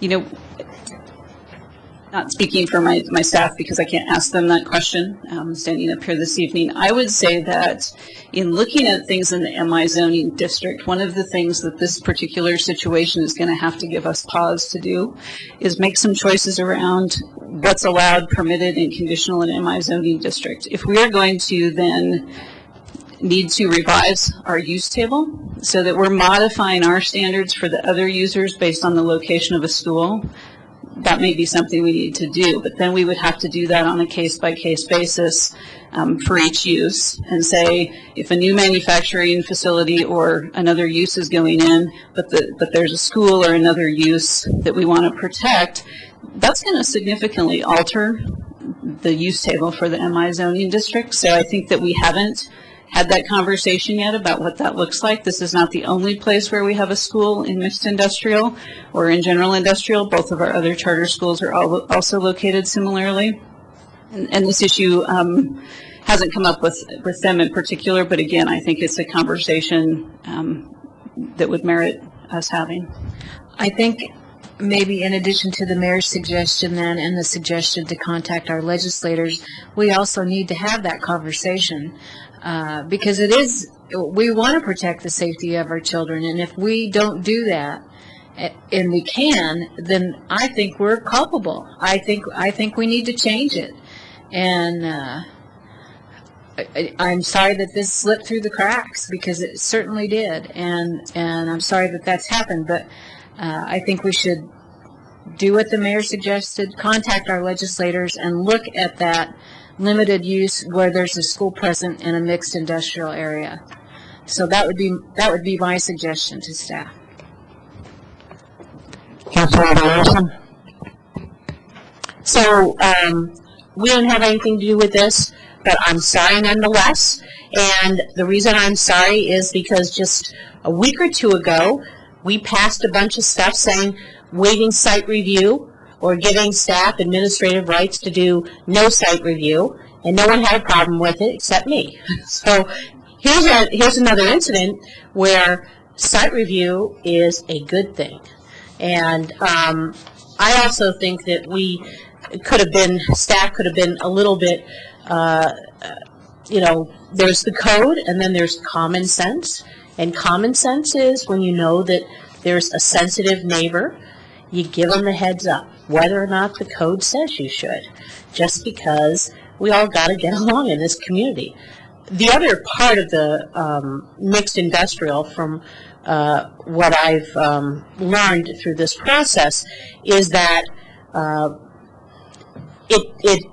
the code is written such that we can expedite uses that are commonly found in mixed industrial. We want to encourage those. So just as Gross and Bart didn't have to do this full site review, my understanding is the school didn't have to go through this full site review in an extended period of time because they weren't making huge amounts of changes or additions to the building. So it does kind of cut both ways. That there's an advantage not to do the site review.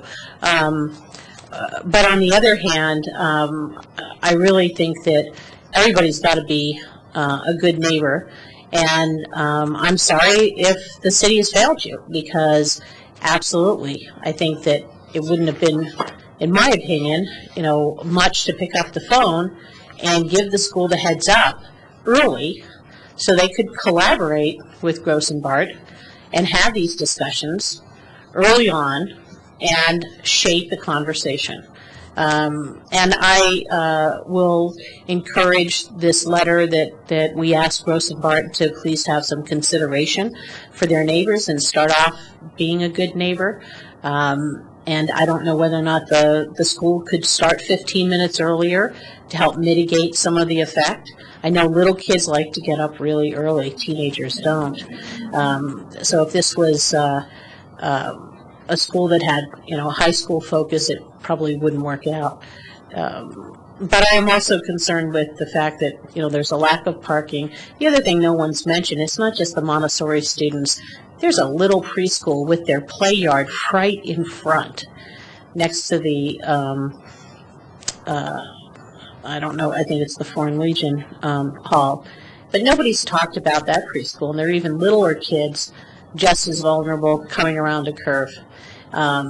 So I know that school, that little preschool facility has been there for quite a while too, but let's not forget them.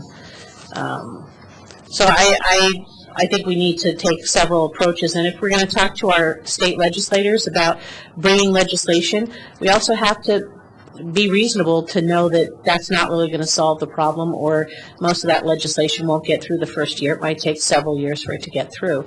But I think we need to have a conversation about where charter schools are located as well, because some of the other charter schools are within several hundred feet of facilities that have very high-level materials that are very dangerous, toxic materials. And do we have a plan for evacuating charter schools in a mixed industrial area where you guys probably don't even know all the chemicals that are stored near you or any of the other schools, what's on the adjacent properties, and how would you deal with that?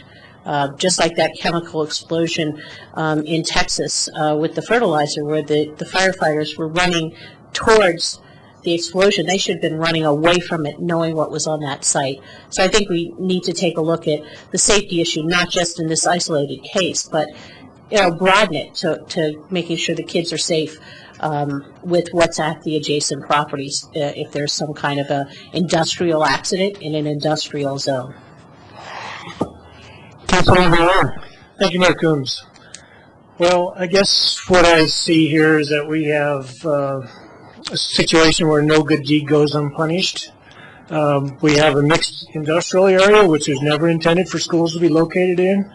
We've had an evolution of charter schools over the years that have created a demand for affordable space planning for them to have their buildings located. There is another situation where the school districts can plop these things down wherever they want to without city input. And we also have a bunch of concerned people, as we should have, parents as well as myself, that we have incompatible uses here. But that being said, I don't know that there's a lot to be done with it at this point. I think it's incumbent on all parties at the table to try to work out an arrangement where we can agree that the best solution would be to limit the hours of operation.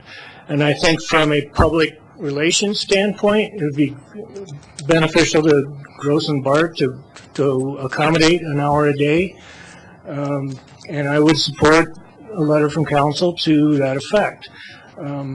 However, I'm not in favor of modifying our mixed industrial areas to preclude, to try to avoid this situation in the future. If schools choose to move there, I think they need to deal with the result of their decisions.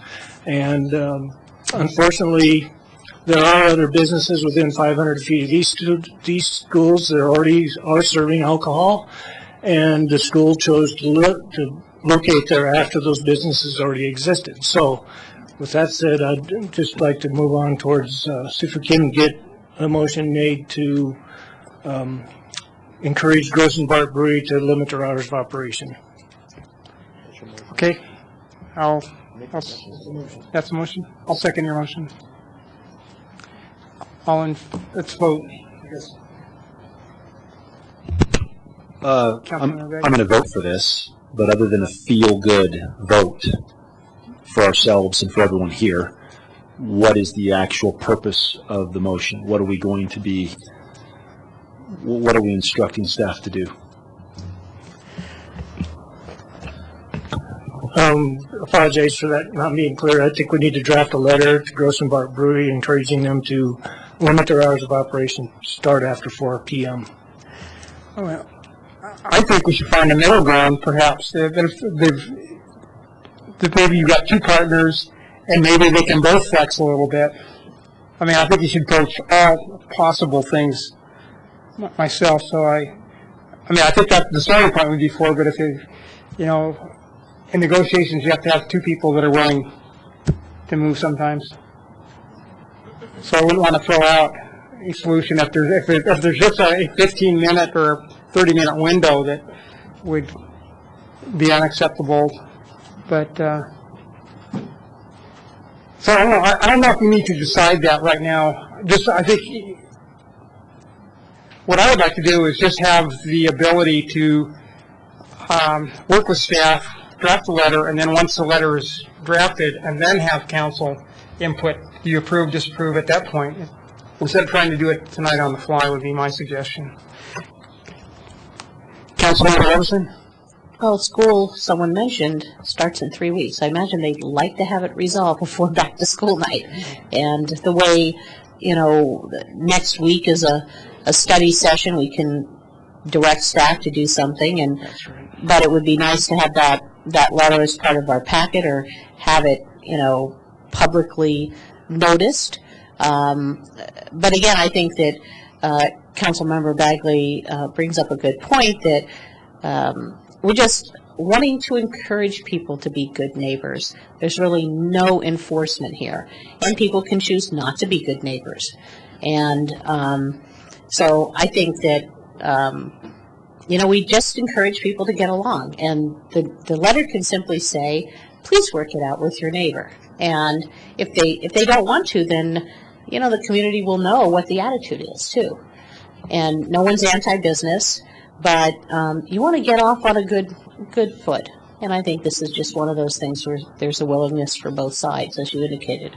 So Joni just informed me that the charter school also has statutory hours that they have to deal with, so I think it's more difficult for the charter school to flex their schedule.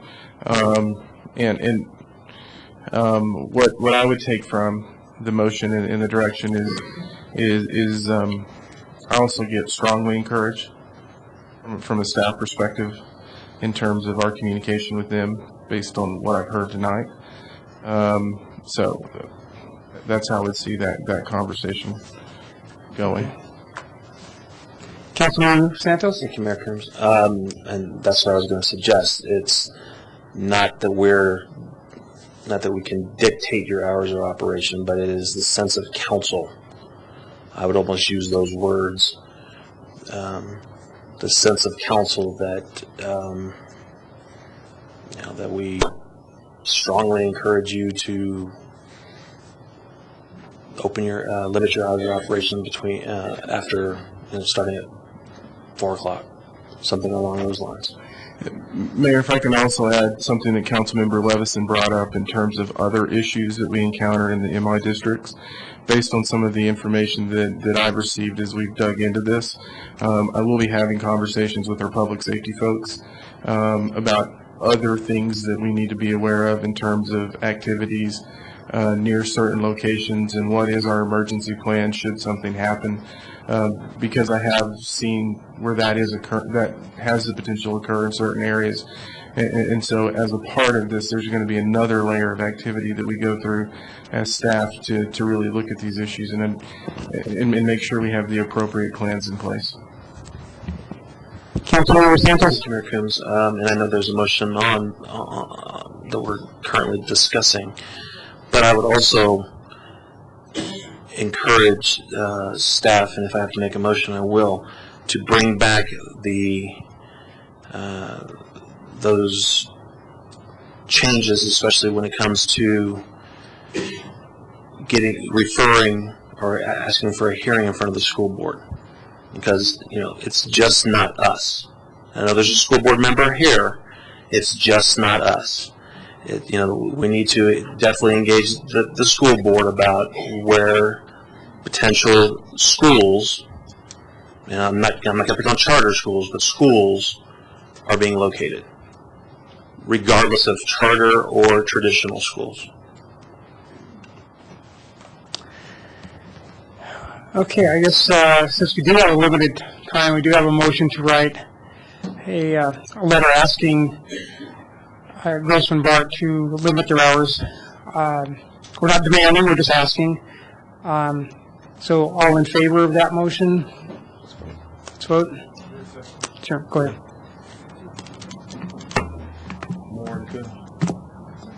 Yeah, he made the motion, I seconded it.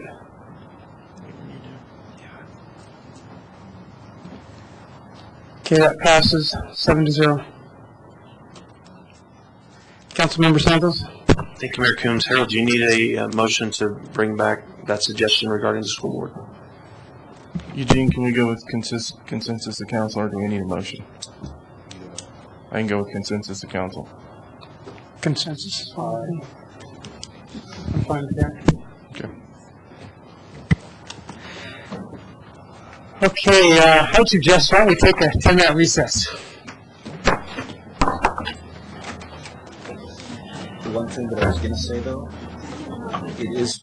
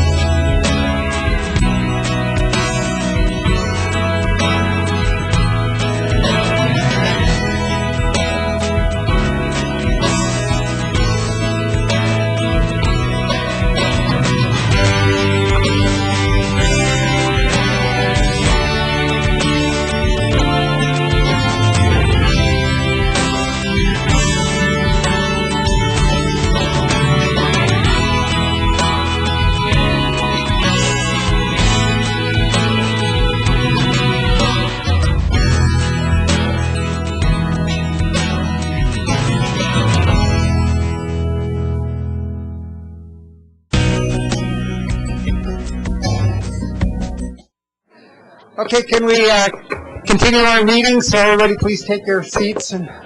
I'll try to get.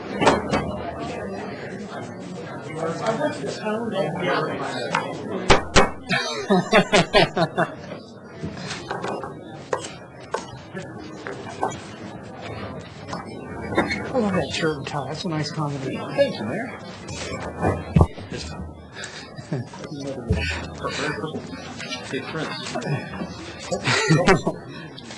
Okay, we've got a special presentation.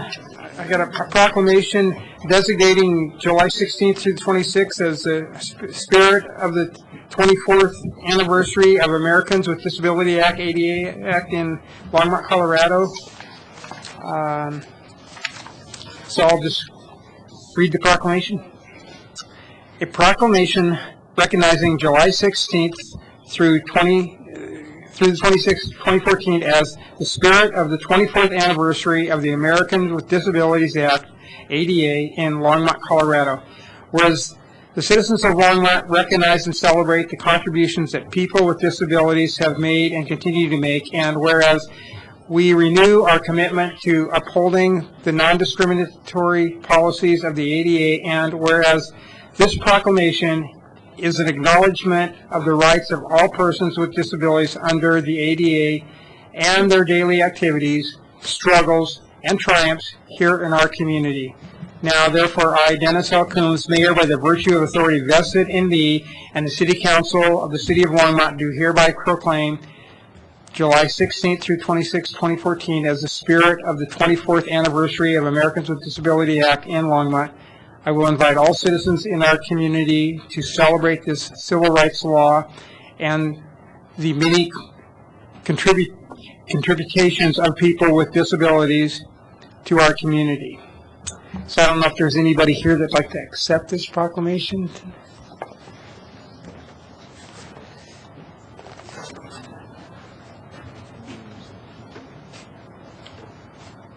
First, would you like to go ahead and would you like to make a statement or anything? Sure. Good evening. Good evening, council members. I represent an independent living center. My name is Aaron Pastors, and I work as an independent living advisor at the Center for People with Disabilities. I'm Mary Kelly. I'm a board member with the Center for People with Disabilities. And I'd like to deliver a statement. By adopting this resolution, the City of Longmont has reaffirmed its commitment to fostering a community that is diverse, welcoming, and fully accessible to all. Thank you. Thank you.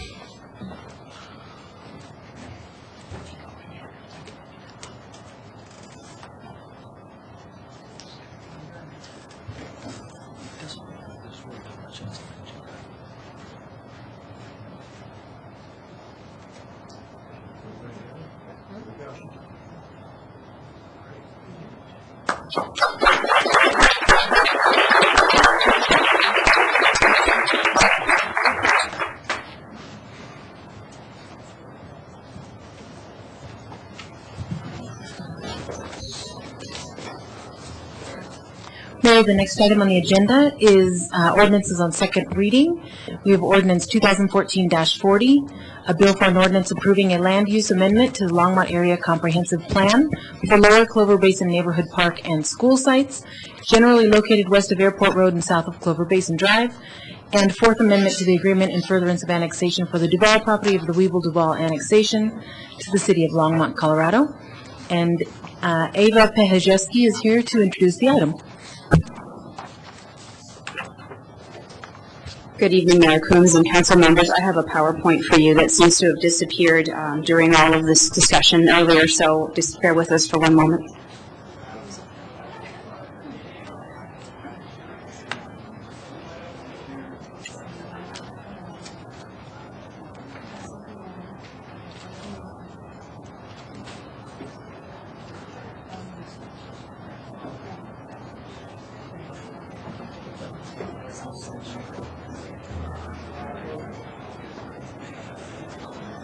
Great, thanks. Okay. So I'm going to go into I'm going to start this off with a PowerPoint. Get it up on the screen. There we go. So there's multiple applications here that we're looking at tonight. This pertains to the Weibel Duval annexation property, which I'll walk you through. There's a Longmont Area Comprehensive Plan Land Use Designation Amendment and an annexation agreement amendment. No, that's not supposed to happen.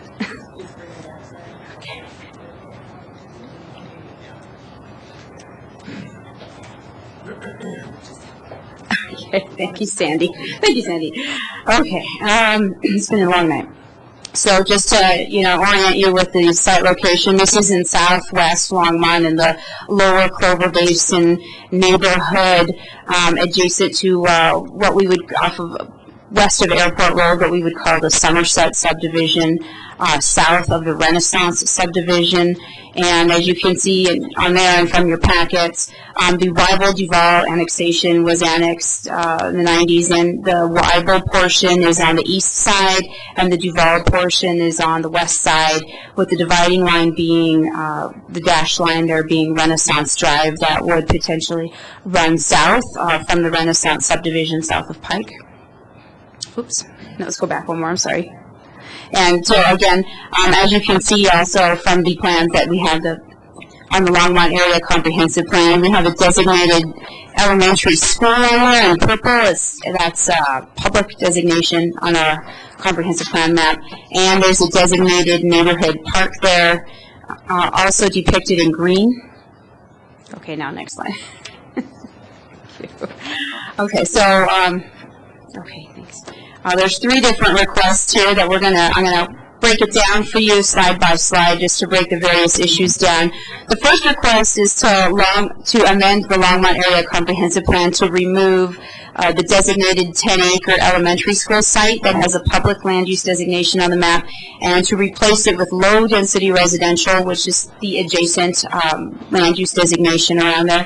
The second request is to amend the LACP to remove a 10.4-acre portion of a designated neighborhood park that you had just seen on the map, designated as parks on the map, and replace that as well with low-density residential. And then the third request is an amendment. There have been several amendments to the Weibel Duval annexation. I know it gets confusing, but there were some amendments to the Weibel portion and some to the Duval. This would be the 4th amendment to the Duval property, in which the applicant requests that with if the LACP designations are changed tonight, that they remove the school dedication requirement, the park dedication requirement, and 3.05 acres of additional common open space in the subdivision. That would be internal landscaping inside the residential subdivision, and that's over and above what's already required by our land development code.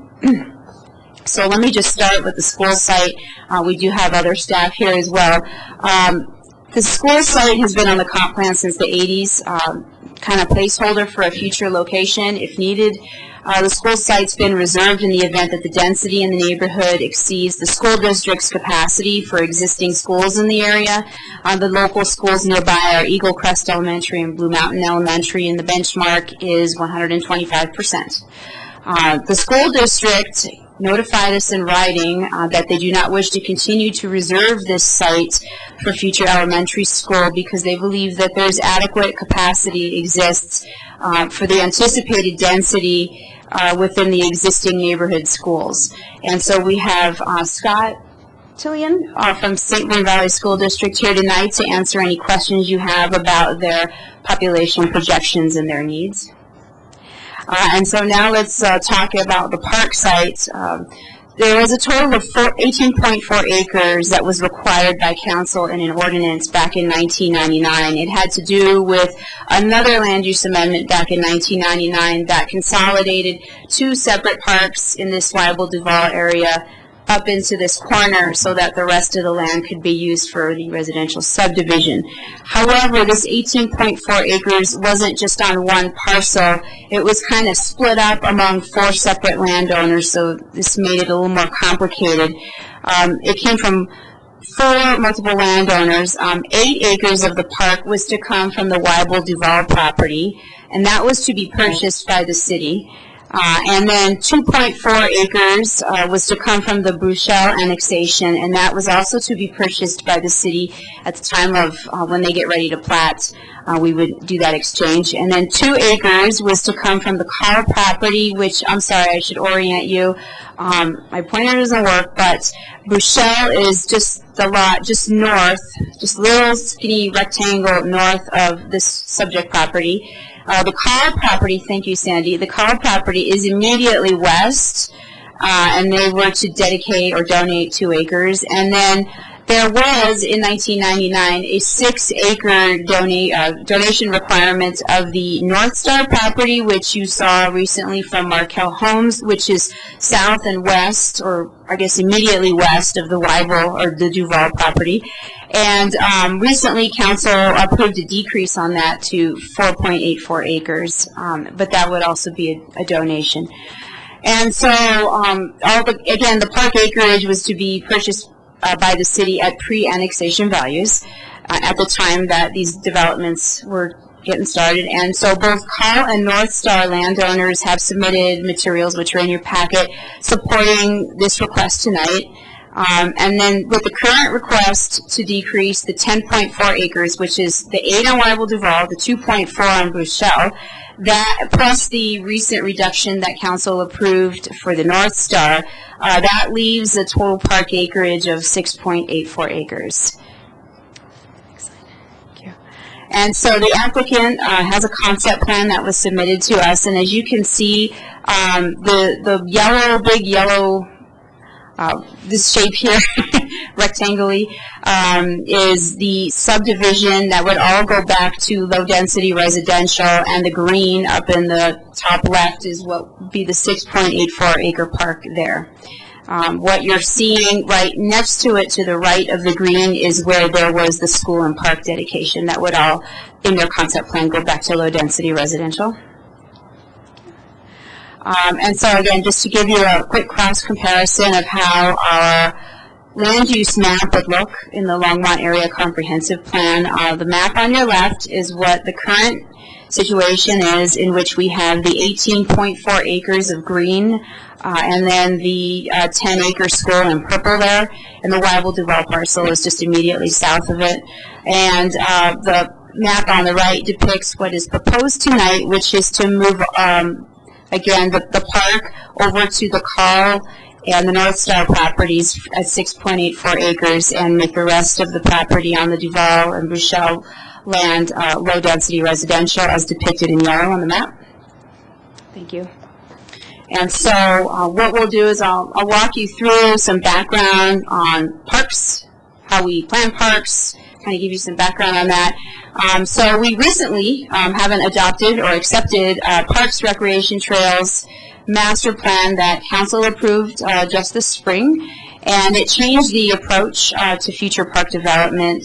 This new system employs the systems concept, which focuses on gap areas rather than the standards-based approach that's currently in our Longmont Area Comp Plan. And that required a specific amount of park acreage per capita, and that's not what was laid out in the Parks Master Plan.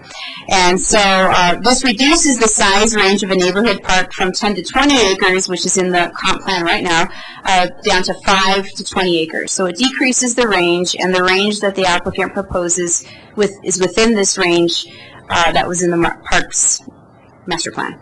And so we recognize as staff that we now, as planning, need to go back and amend our Longmont Area Comp Plan to align with the Parks Master Plan and get the standards-based per capita approach out, which you all know we will be working on shortly on the big LACP amendment. And so let me just walk you through what the code says for planning. Again, we haven't changed our code to reflect the new Parks Master Plan. And again, we have the standards-based approach where the standard is 2.5 acres of park per 1,000 residents, a minimum park size range of 10 to 20 acres with a service radius of a half a mile bounded by arterial streets and located adjacent to elementary schools and playgrounds. And so the applicant has made a proposal with this request. They have offered to pay $650,000 into an escrow account to fund the design and construction of the 6.84 acre park. And in addition, they will put $150,000 in escrow toward future operation and maintenance costs for the Parks Department. And so we've come up with some terms in our annexation agreement amendment, which is in your ordinance. It's tucked in as an attachment. But essentially it says that design would begin within 6 months of the 80th building permit in their Somerset Meadows subdivision on the Duval parcel. And in order to have enough residents to participate in the park design, we thought we need at least 80 families in the neighborhood to tell the Parks Department what they need. Thank you. And so what I'll do here is I just kind of broke it down to so what you're looking at to weigh the alternatives. The current scenario is the park is 18.4 acres. The proposed is it goes to 6.84 acres. If we leave it the way it is and council doesn't approve this tonight, then it stays at 18.4 acres and the city has to find the way to finance the design and the construction. And park staff has estimated this to be at a cost of about $2.8 million. And I'm sorry, Paula Fitzgerald is here tonight, one of our managers for park design. So Paula's here to answer any park-related questions, as well as Kim Sugar is here too. So we've got everyone here. And so with that, under the current scenario, if this request isn't approved, again, the city would pay for the design and construction. The city would be responsible from day one for ongoing operations and maintenance. According to the Parks Master Plan, which was recently accepted by council, the Lower Clover Basin Neighborhood Park is kind of on a lower priority list and not expected to be built out until at least 10 to 20 years. And so with this scenario, again, the park is smaller, but the applicant puts in $650,000 toward construction.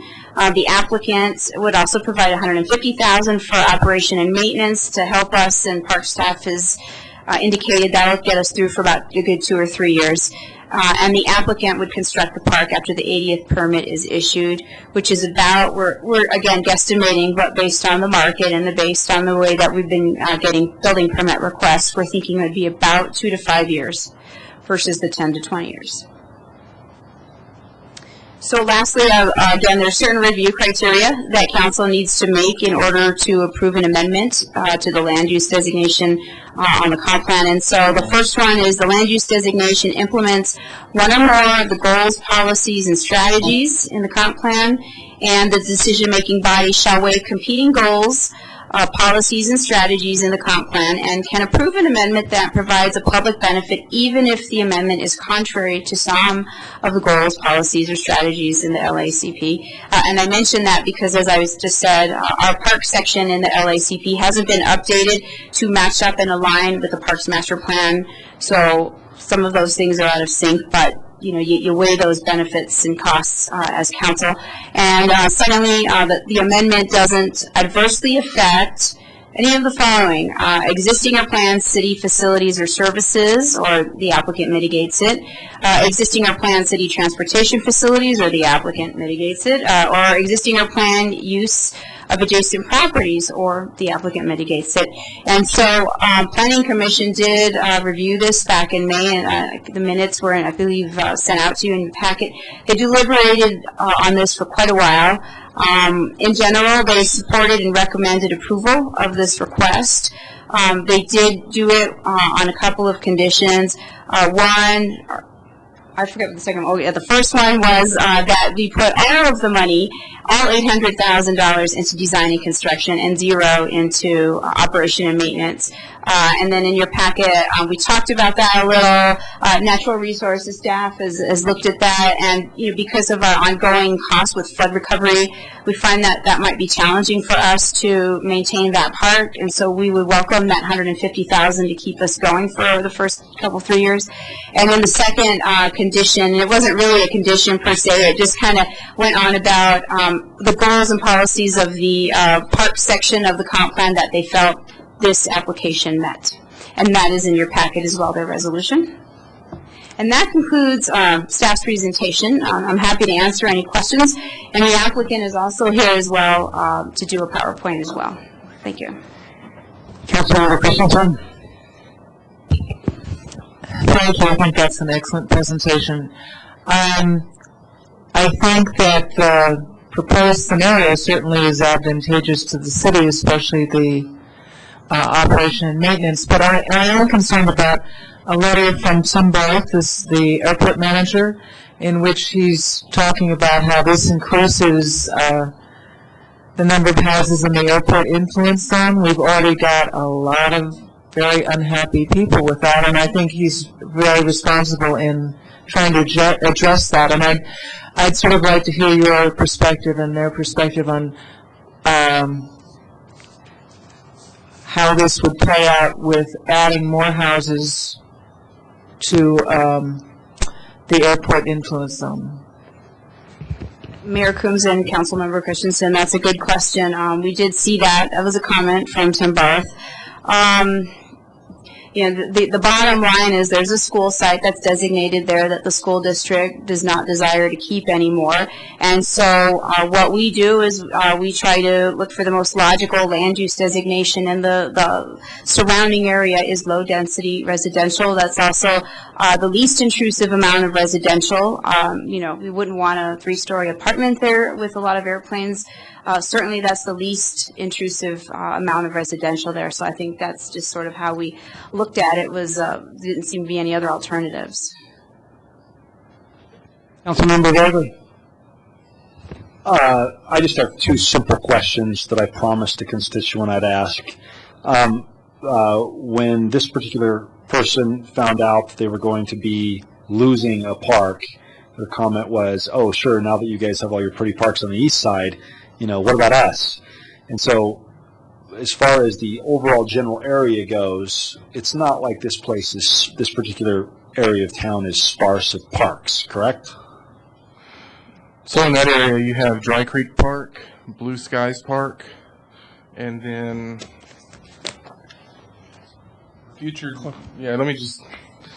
but you have Dry Creek Park and Blue Skies, and then you have a couple of proposed parks in the future in the 10 to 20 year time frame. My response was, there's tons of parks down there, but I didn't really know the answer, so I figured I'd better check.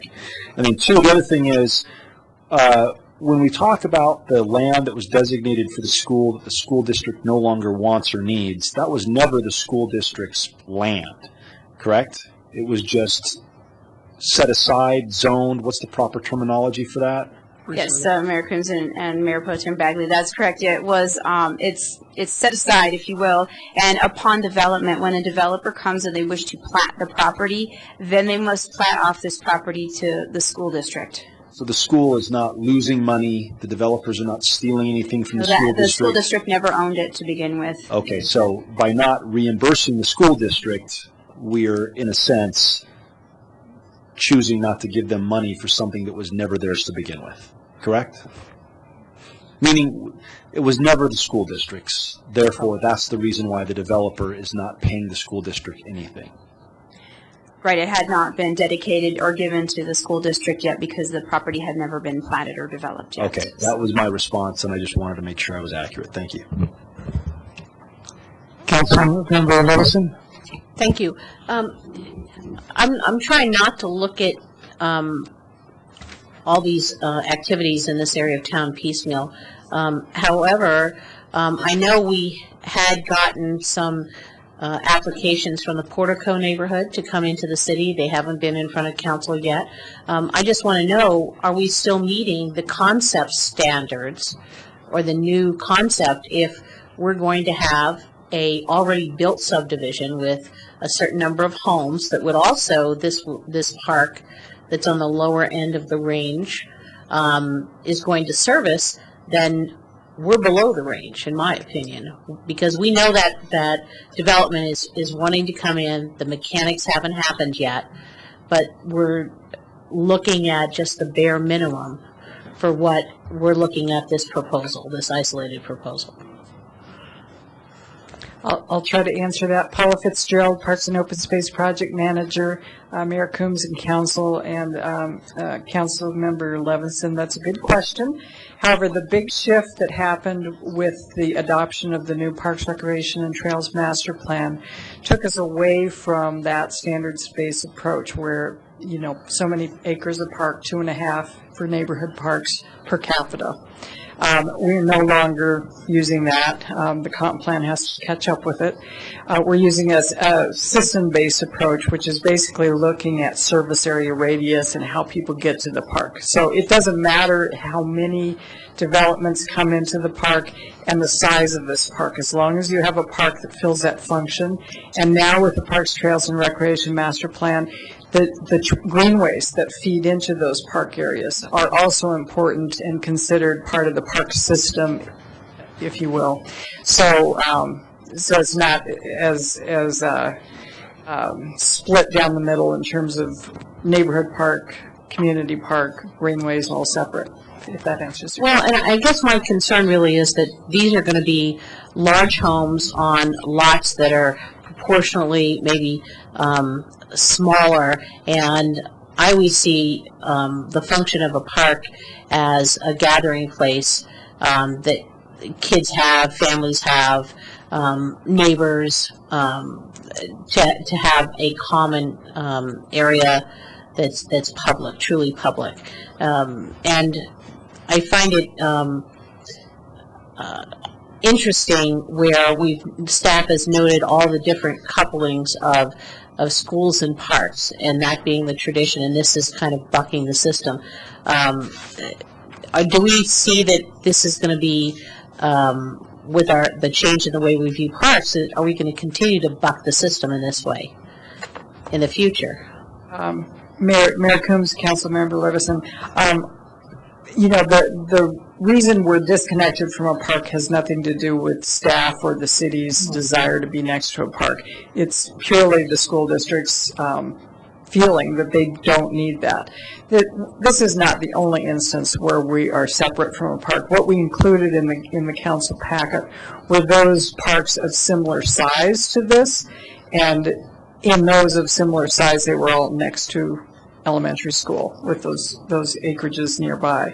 So I don't know if we're bucking the system or if it's just the circumstance of this area that we're trying to respond to.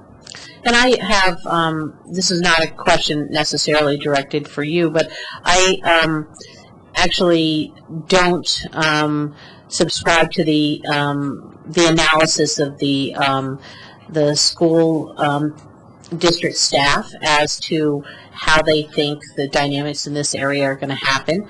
And I distinctly remember early years being here in Longmont and the very public disagreement around the standards and how 125% was come up with. And I know we have Scott's in the audience and a school board member. What happens if the school district staff has guessed wrong? Over time, is there any flexibility to find a new school site? I mean, things change. We've seen things change from medium density residential to low density. What happens if we get another change where it's back to medium density? Or maybe more people living in apartments have children, and we have multifamily. I think that's a call for me to come up. Yes, thank you, Scott. Scott Cillian with the St. Vrain Valley School District. And actually, I was with the city planning office here many years ago when this neighborhood was being planned back in the 80s. And so I've seen it from both sides. What we have is a methodology based on student yields, based on housing type, which then calls out a number of acres and potential school sites at all levels. So we have a very studied formula based on different types of dwelling units, all the way from single family to multifamily. We look at these over time. So, you know, it's a key not to look at 1 year when maybe everyone's moving in, but to look at the long-term build-out of the city. You know, we have several examples in our city of schools that are close together that we now see capacity, significant capacity opening up. You know, two examples are Indian Peaks and Burlington, which are a little bit further apart than three schools would be in this neighborhood. If we built this other elementary, we would have three schools within less than a half a mile, in some cases, Eagle Crest to this one, and slightly over half a mile between Blue Mountain, Eagle Crest, and Blue Mountain in this potential school site. So based on what's happened over the years in terms of dwelling units, based on what's happened with Boulder County open space around and conservation easements, this site became an extra that we did not need based on build-out, based on long-term projections, based on proximity. So, can I ask you a question, though? Where's the tipping point, though? Say, for example, we've got the last developer coming, and that tips it to 125%. Where does that developer get the land to build, to designate, to give to the school district, and wouldn't that put the burden on the last man in? well, if both of these schools reached 125%, that still wouldn't be enough to fill or require another school. You know, the history of this area, long term, this was always a marginal school from the very beginning. It was sort of like we needed 2.4 schools, and then we put it on the plan as a placeholder, just in case. What we've seen over time is development come in under what we expected in the early days. We've seen more open space purchases around that we were maybe thinking that could turn into development. And then there's some other things that have happened over time. Birth rates have come down in this neighborhood. We averaged 80 births in the Blue Mountain area 10 years ago. Now we're averaging 40. So that's quite a reduction as you see them coming through the kindergarten classes. Eagle Crest birth rates have also gone down by 30. So, you know, as we look at our formulas, it became very difficult for us to rationalize keeping this on the comp plan. There wasn't enough evidence, enough support for us to carve this out any longer.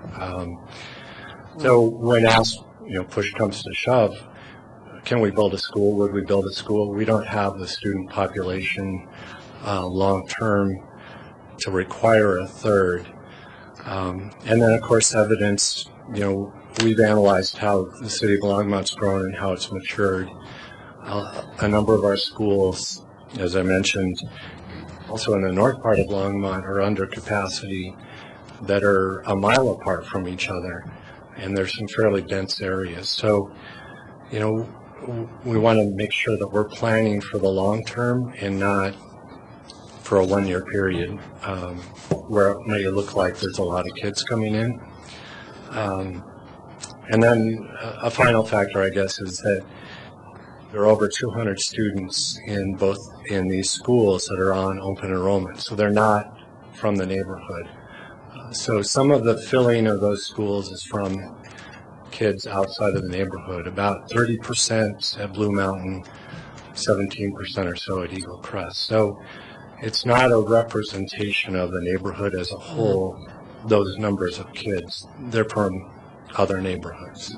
I just want to make sure that we're cognizant of, because this had been such a flashpoint for many years in the past, that, and I understand the dynamics of open enrollment, and I guess the suggestion in some of the school district staff comments were you could redraw school district boundary lines for different elementary schools, and I'm not going to get into that political can of worms. I've seen it, but I just want to, you know, wash my hands of, if we're going to give up this school site, that we had this discussion, and that you're saying that it's really not needed. There's capacity other places, or there's shifts in lines to shift the enrollment and shut down of open enrollment. So I appreciate those expanded comments.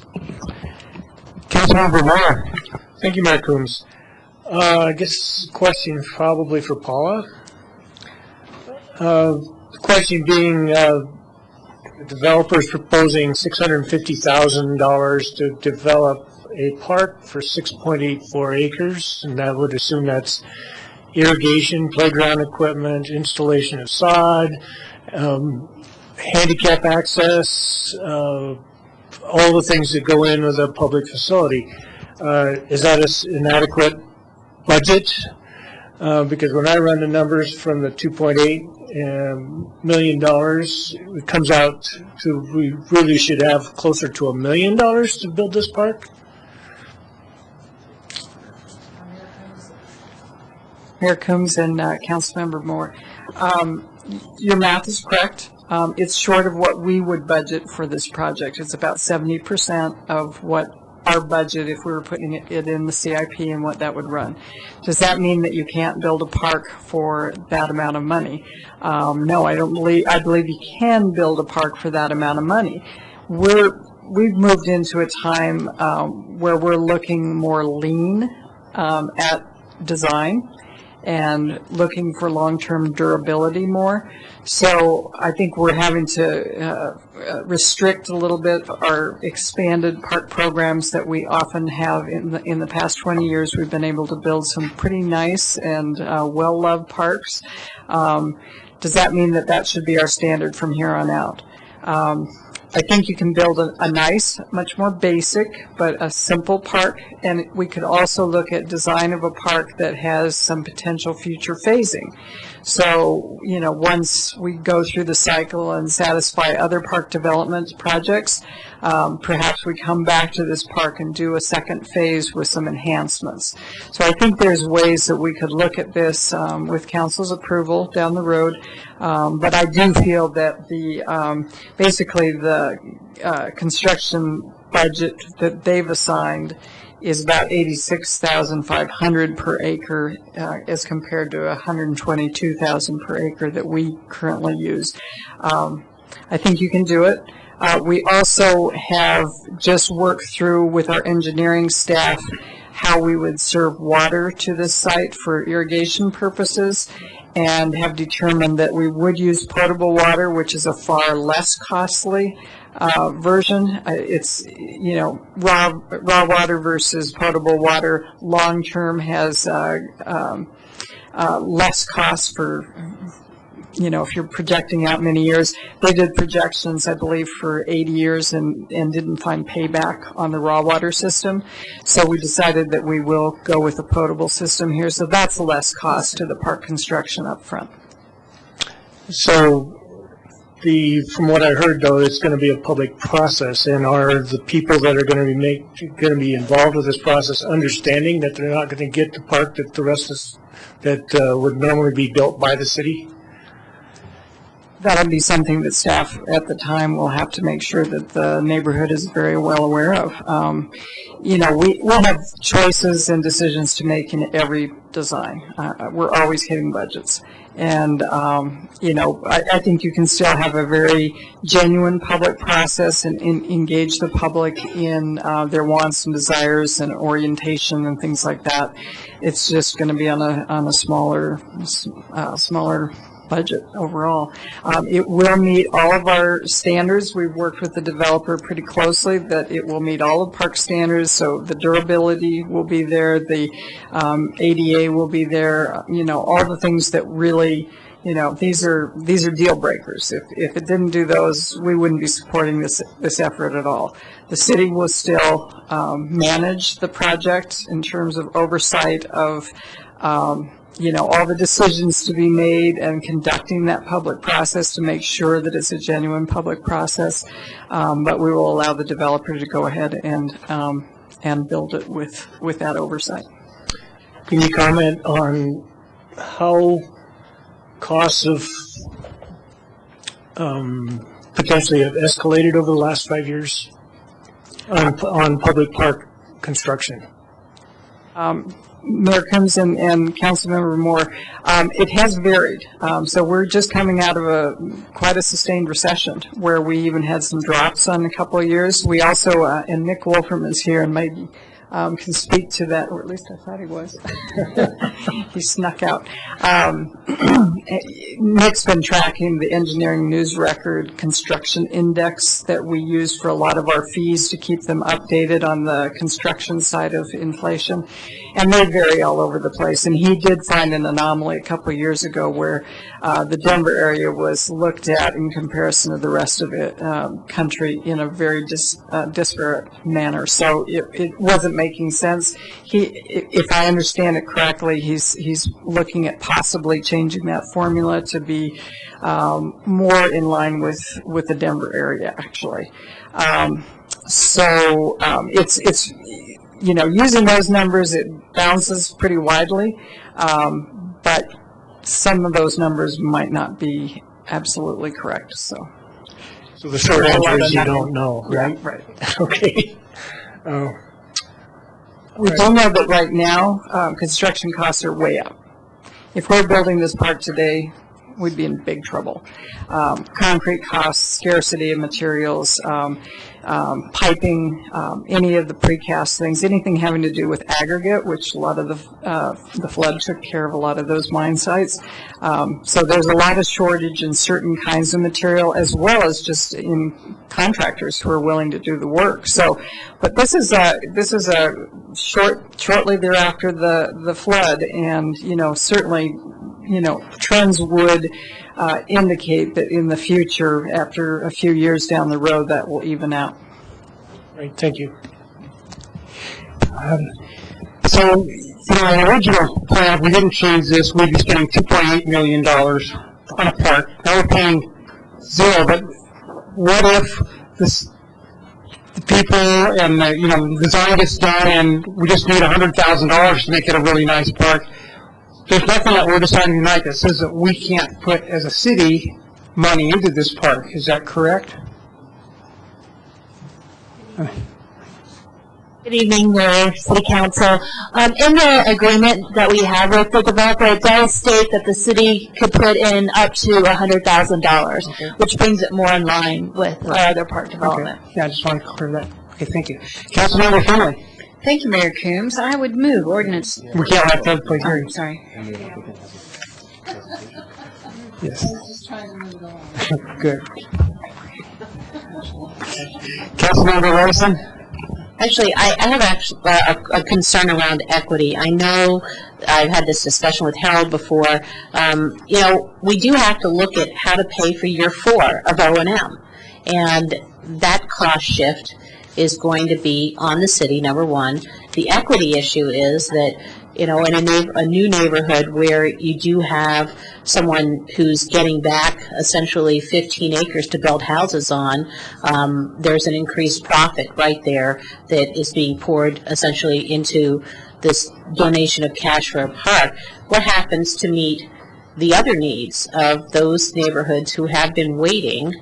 And I know, I'll give the example that years ago, the school district had some issues with schools that had very affluent families who could raise lots of money for lots of different after-school activities and amenities. And then there were schools that, 80% of the kids were on free and reduced lunch. How are those kids going to get their new uniforms when the parents can't raise the money? So you end up with a system of kind of haves and have-nots.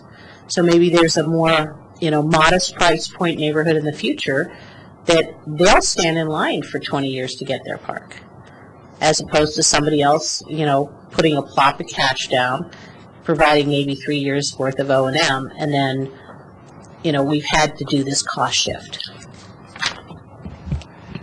So I think fundamentally that's the policy question that's before the council tonight when evaluating this issue. There was a question a while back, I believe they asked, well, when is the park going to be built? And my answer was 10 to 20 years, but bank on 20, because that's actually where that park is in the parks master plan in terms of to be developed. And so I obviously said I gave them the worst case scenario in that discussion. So I think that fundamentally is the policy question. In terms of the O&M conversation, the 3 to 4 years is a very conservative estimate in talking to staff about the efficiencies that they brought in. I think that is, Kim, where are you? Closer to 6 to 7 years, 5 to 6 years.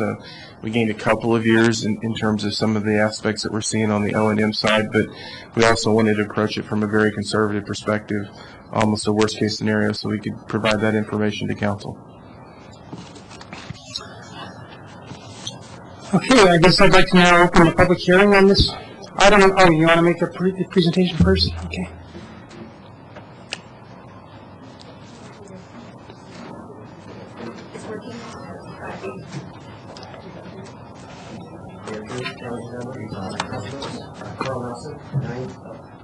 Can we leave the mic on? Turn off the mic. I did my best. Sorry. I could not tell. I apologize. Mr. Mayor, Mayor Coombs, our fellow council members, we're actually very excited to be before you tonight. We started this process, over a year ago, back in June of last year. We worked with staff to, what we were trying to struggle with was, when will the park get built? And we went through a variety of solutions. Obviously, as we're before you tonight, there were a lot of iterations to get before you tonight. We met with, as Mr. Demila stated, we met with City Manager's Office, and we met with different levels of staff to come before you tonight on what we think is an exciting solution to when will a park get built in this area. With me tonight is Ryan McBrain from North Design, who is our planner of record and our landscape architect. Todd Johnson, who's our civil engineer and traffic engineer, and my partners, Jeff Hamlin and Dave Boschert, are here also.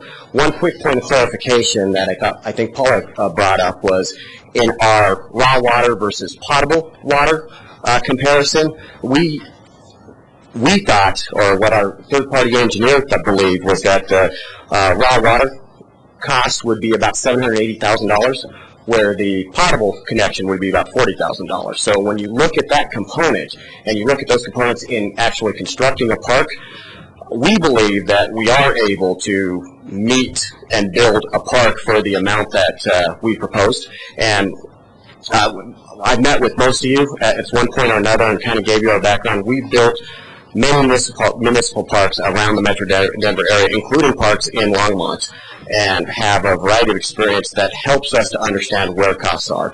With that, I'd like to turn it over to Ryan. We're going to be as brief as possible because I know it has been a long night, and we are respectful of your time. Good evening, Mayor, council members. My name is Ryan McBreen, 1101 Bannock Street, Denver, Colorado. Like Carl said, I'm with Norris Design. Appreciate being here tonight.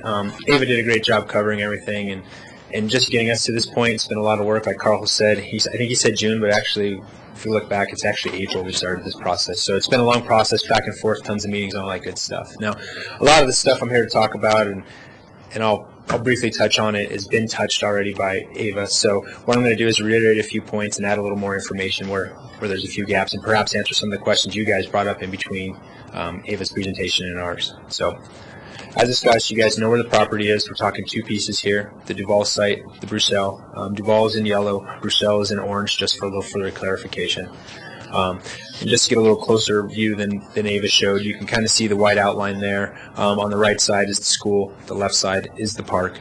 And we kind of showed the context of Somerset Meadows filings 3 and 4, which we came before you several months ago to get approved and review. So, we're not just here fly-by-night kind of thing. They're here to develop this area, and we're going to try to do one cohesive or slightly cohesive, maybe different home builder and that sort of thing, but they're going to be a nice addition to the city of Longmont. Just to back up a little bit, annexed in 1997, First Amendment in 2000. What that required was 10 acres for the future school site, combined with Bruxelles, 10 acres for the neighborhood park, combined with Bruxelles, and then there's also that 8 acres of common open space required beyond the minimum. That's above and beyond the minimum 20%. The Third Amendment assigned that 3.05 acres of that 8 to be on the Duval parcel, and then there was actually, in the amendment you guys approved earlier this year, removed the 4.95 from the Weeble parcel, so all that was remaining of that 8 acres was the 3.05 on the Duval. There's no longer the extraordinary benefit requirement is the reason we're asking for this. Bruxelles was annexed in 1998, and there actually is no provisions within their annexation agreement for a school or park. It's only on the comprehensive plan, so that's why there's no Bruxelles annexation amendment.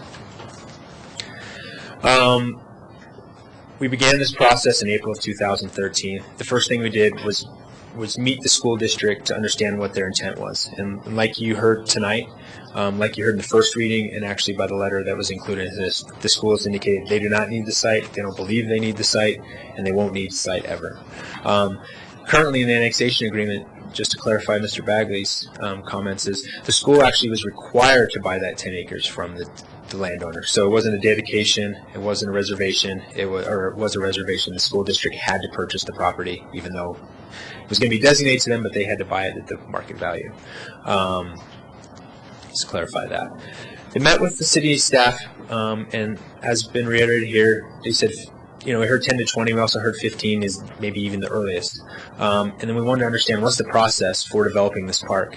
Well, with all the annexation agreements in the area, Call, North Star, Weevil, Duval, it would require the city to buy property, 10.4 acres from two separate private entities, with the other acres coming from dedication. The design was to be paid for, and the construction. Acquisition, development, and maintenance of an 18-acre park was challenging. One thing to consider, too, is, as we discussed earlier, that who's going to pay for that park in year 6, 7, 8, or whenever the $150,000 runs out.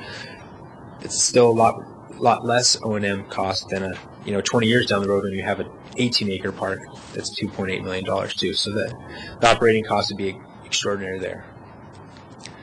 The feedback we got feedback from the city manager's office, planning, Parks and Rec staff, Parks and Rec advisory board, which we met, which I'll get to later, neighboring landowners, and also these guys have been exhaustive in their discussions with the HOA surrounding this area, not just in this project and the last project. So everybody knows what's going on in the area. Nothing's a surprise. There may be a few people that speak tonight, I don't know, but as you are aware, when we were at Planning Commission, nobody came up to speak against this project. So we believe that these guys have gone out, these developers have gone out and tried to be transparent as possible and show that the true intent of this project. There's nothing hiding with this application. Based on all this feedback and discussion with everybody, some of the conclusions were that city resources were strained due to basically resource allocation, and then that was also before the flood. Not to make light of that situation, but it's a big deal. I've sat through, as you guys have, some of the other hearings where you guys discuss where they go through. It's fascinating the amount of work and the amount of detail that has to be going through all that. And so, not to make light of it in this situation or take advantage of it, but it is a serious issue, and something you guys have to think about is that we have to fix the stuff that we already built. When could we get to something new? So, applicant and landowners desire to provide a park sooner to residents. They're not going to lie. There's value to them as landowners to have this park nearby. But not only is this developer going to, or the Duval, the Call, the North Star, future Clover Basin, even adjacent neighborhoods are going to benefit from this park sooner rather than later. And what it does too is it kind of avoids the blighted parcel within this area. It's kind of a hole in the donut. Recently improved North Star. If all these start developing out and say they build out in the next 10 years, there's no park. You basically have a big empty field there in the middle, and people are going to be wondering what's going on. You probably get complaints. So, city and the applicant both engaged to find a resolution, and the resolution tonight, the proposal before you tonight, is the result of kind of a collaborative effort between everybody. Obviously, not you can never make everybody happy, but we believe this is as close to getting all sides together as we can be. So the proposed solution is all parkland to be dedicated. The city is not going to be required to buy any property as opposed to the 10.4 they currently are. The applicant provides a maximum cap to $800,000 with anything above coming from the city as discussed. The applicant provides $650,000 for design and construction. The applicant provides $150,000. It's important to note, as we discussed, that the design process will be driven by the city. We're not going to come up with a plan and submit it. It's going to be driven by the public process that the city provides. We're just giving you guys money to be placed in escrow. I believe it's the 40th building permit. Don't get me wrong, I'm off the top of my head. I believe it's the 40th building permit that money actually goes into the bank and we are hands off. We're obviously there to help facilitate in any way possible. I thought it was the 80th. That's where it has to start, but there's actually, the money has to go in earlier. Thank you. So, sorry, clarification. Also, one of the questions is if we build this park kind of adjacent to our property is the only side that's actually would be touching the park.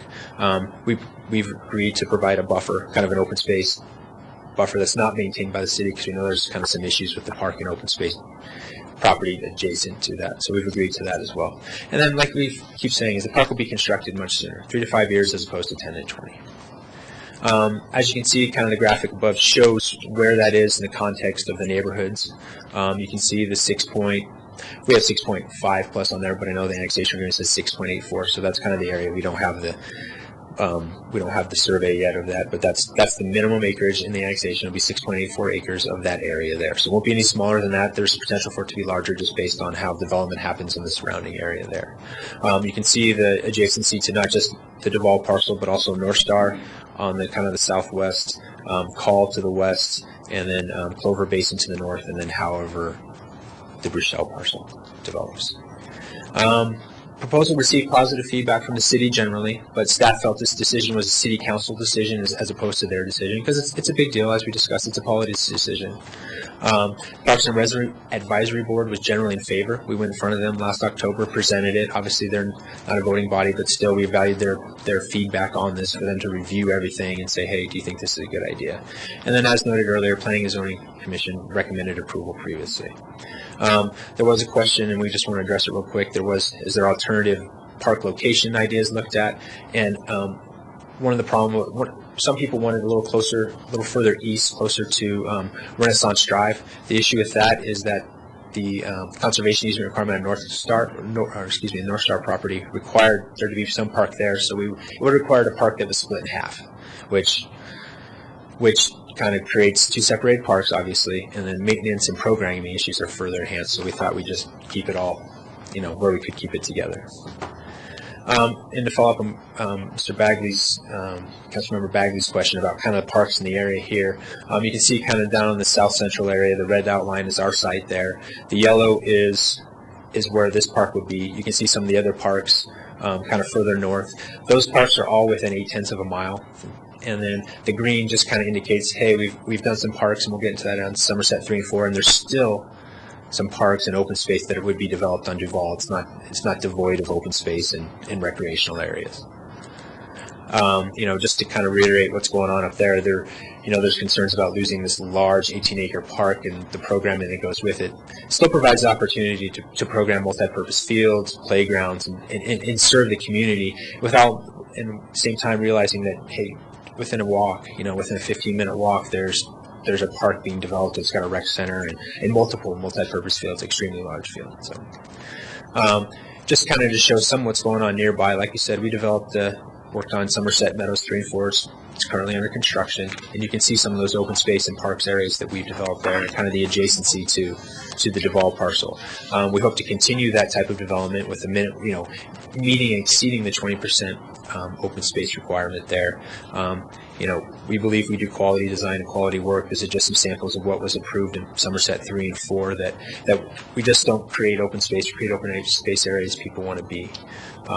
Important to note that these areas over in 3 and 4 that you can do lots of stuff on, and they're all built, owned, and maintained by the HOA, but they're all publicly accessible. So, don't foresee any of these spaces being private. If you're walking through the neighborhood, feel free to have a catch in the ball field.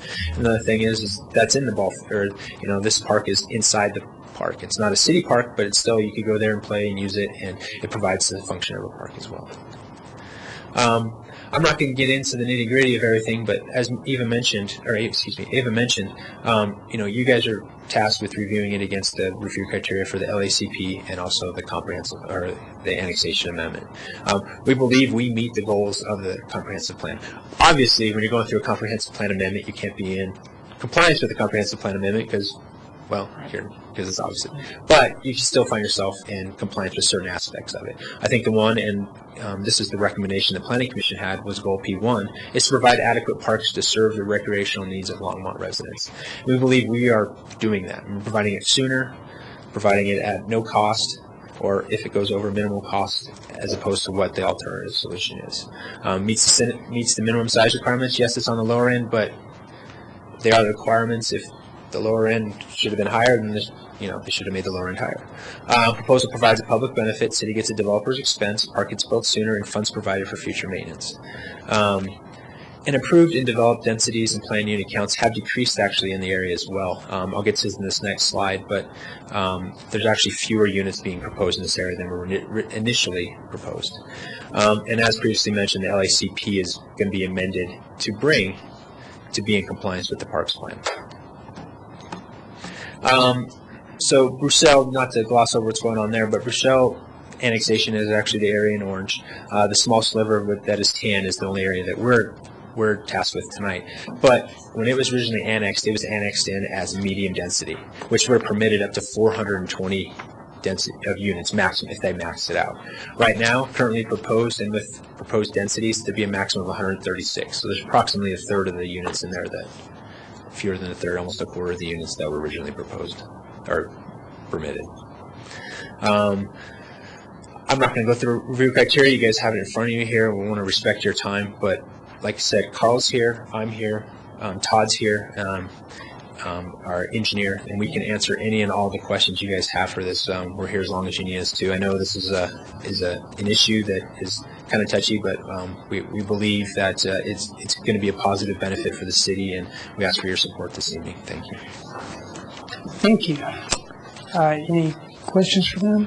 Okay, I'm going to open this up for public hearing at this time. Is there anybody from the public that would like to speak on this item at this time? Please come forward and state your name and address for the record.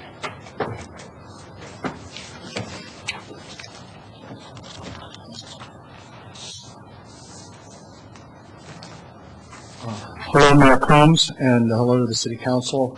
I'm Rudy Bruzel. My former property has been talked about a lot at this hearing.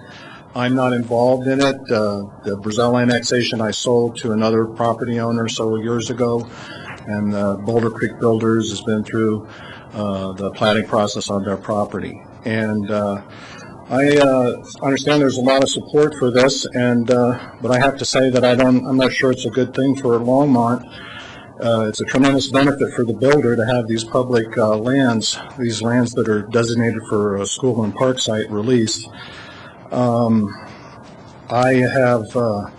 still involved with the property to the northwest of this property called it's owned by Clover Basin Ranch LLC. It's 20 acres. Preliminary plat was passed in May by the Planning Commission, and there are 62 lots. And what I have a problem with is that this development is going to increase the density on 70 acres from 95 lots to 205 lots, but reduce the park site. And my property was currently under contract with Meritage Homes, and at about $170,000 an acre.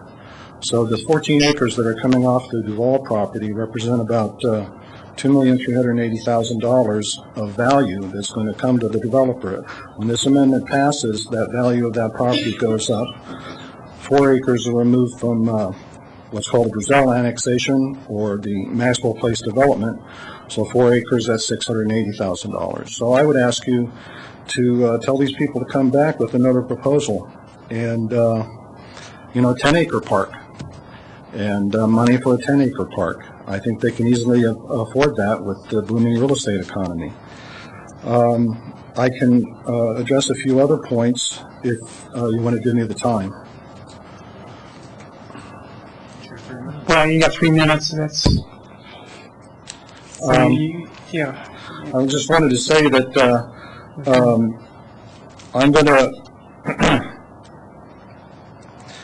The neighborhood, I was at the actual preliminary plat approval in year 2000 when the first preliminary plat was approved on the property, and all the other people that have planned developments in this area were looking at this property to have luxury homes, 94 homes on 70 acres, and this would be a benefit to the area and benefit to the business community and the high-tech companies to have additional luxury homes built in that area.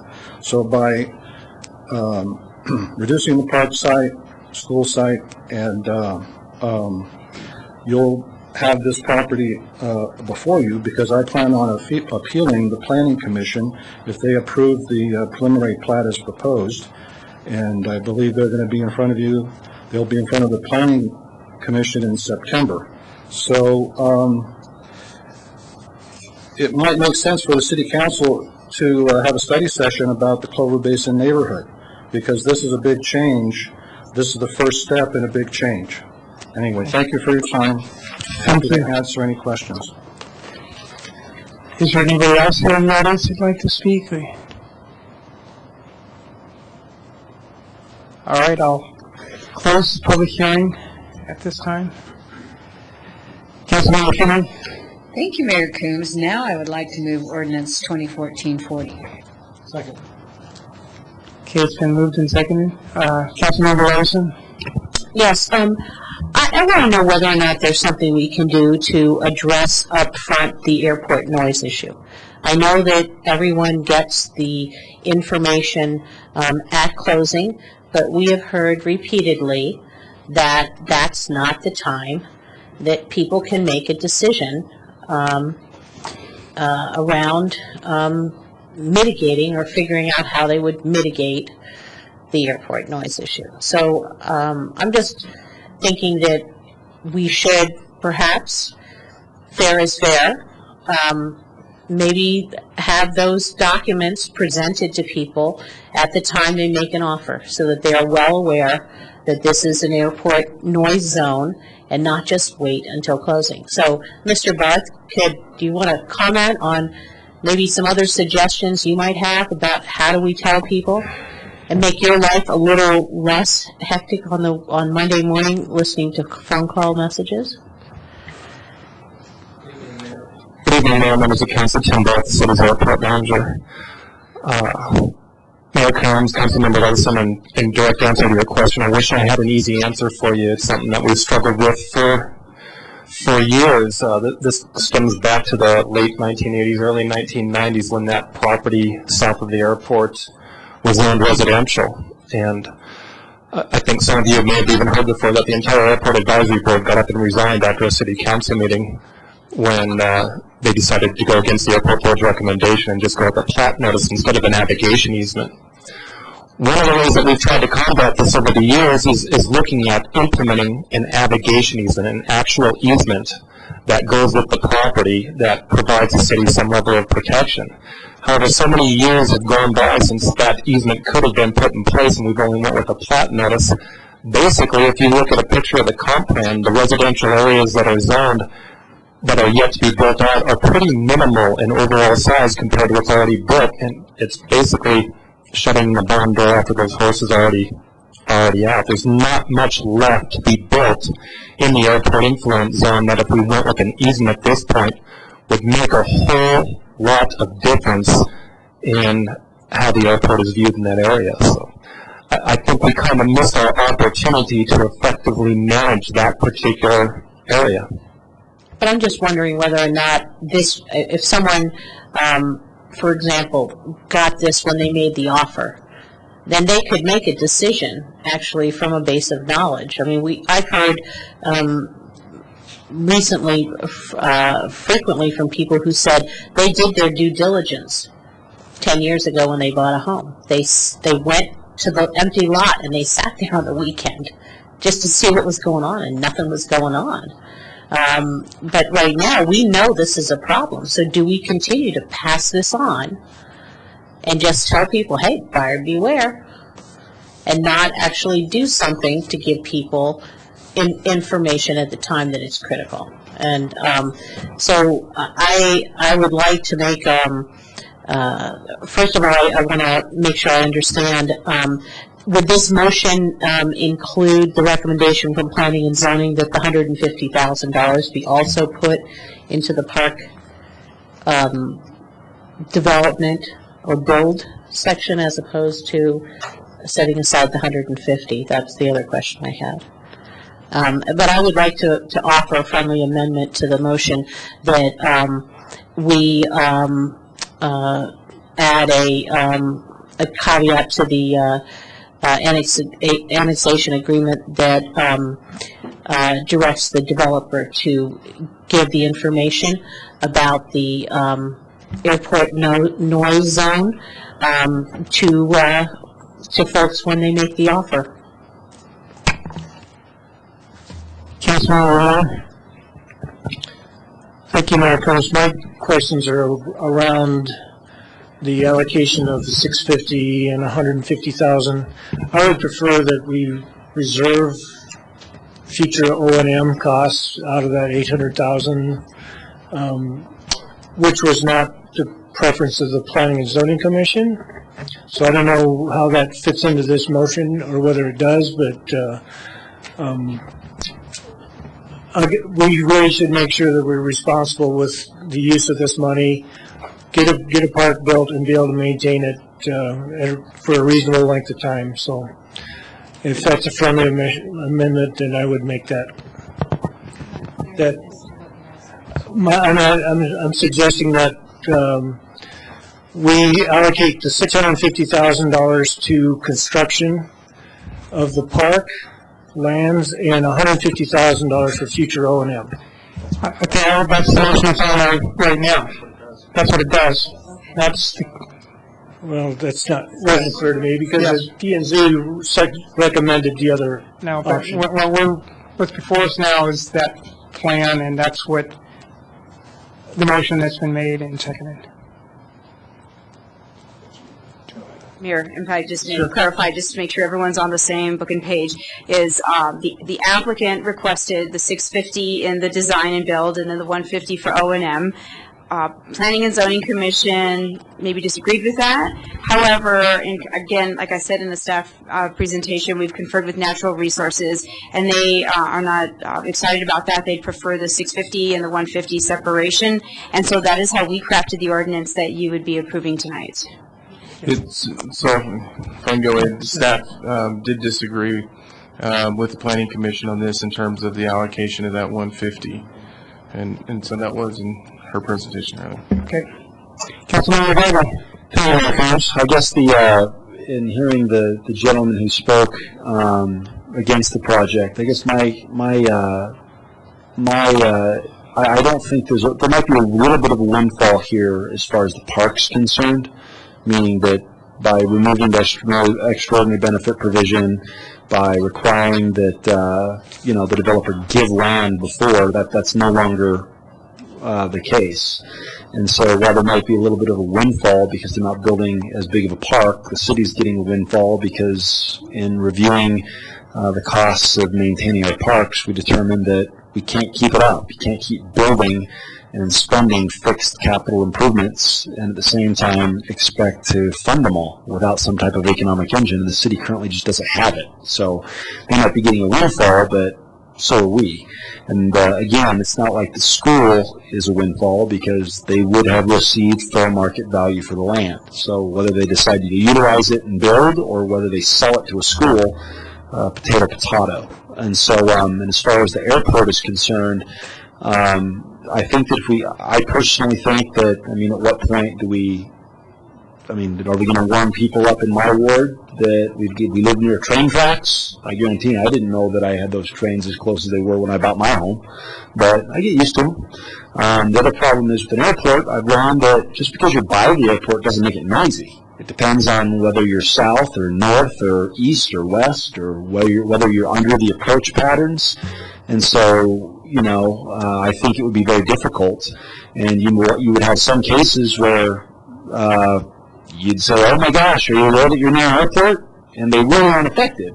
And then you've got other citizens who aren't even citizens of Longmont that live 7 miles away, but because they're at the end of at the end of the box, so to speak, as airplanes ascend, and they're right there where the airplanes turn up against the mountains, they get the reverberation. So while I applaud your effort, I just don't think that it would be, it might placate some people in the community who are concerned. I just don't think it would be all that effective. And so I'm going to vote for the amendment as is, or not the amendment, I'm going to vote for the motion as is. And I think they've got a good project. I think that the city's going to get some benefit out of it. Extraordinary at that. And I'm anxious to to once again see a community start to thrive in an area that currently is just a big vacant lot. So that's kind of where I come out on this. Councilmember Christensen. I support the friendly amendment to provide disclosure because it is part of what the Airport Advisory Board suggested, and I think Mr. Bart has some very good points. Councilmember Samples. Thank you, Mayor Coons. Well, I was at the Airport Advisory Board meeting, and they, you know, as far as it shows, if this is from Tim's email, if the proposed amendment goes through, the city needs to ensure that the final plat includes standard plat and disclosure statement. That's standard. So that takes care of that. So just for clarification. Councilmember Wilson. Well, I don't think that the Airport Advisory Board is tasked with any kind of creative thinking, and I imagine that, you know, in the past, since we knew that the, you know what, can you please refrain from making those kind of comments? Thank you. I just think that we know this is an issue, and we have gotten we've gotten emails from people in this area adjacent to this future development, and I really believe that, you know, there is a disclosure issue, and letting people decide when they make that decision, I think, is a very good idea.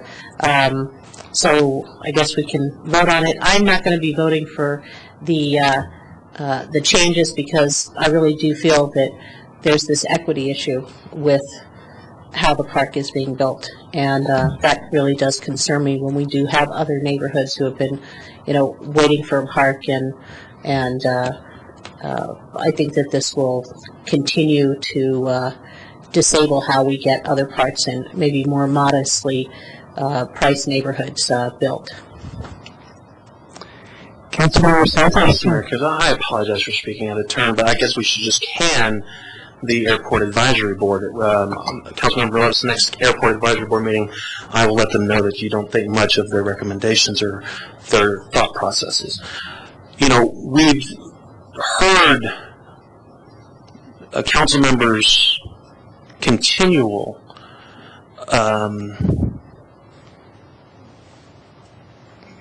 I guess hatred would be a bad word, but concern with this project or that project, and you know, it does get kind of tedious and wastes council time when we keep rolling in the same mud.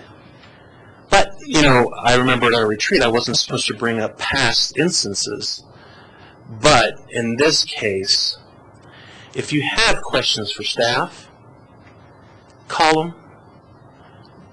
If they're just for your own personal gratification, keep them to yourself. Or if you really think that they're valuable information that the rest of the council really needs, and have that discussion, I don't mind having that discussion. But hearing it over and over and over and over and getting drilled in the head with it wastes time. And I moved the previous question. Please moved. Let's vote. Are we moving the previous question, or are we voting on the motion? We're voting on the motion.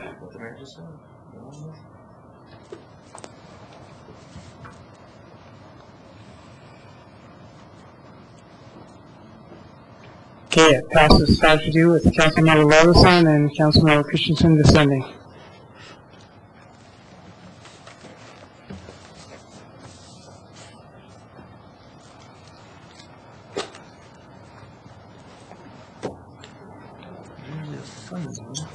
Okay, we're ready to go. We're done. But you still can't go home. You can go home with the rest of it. You know, never know when more questions will come in.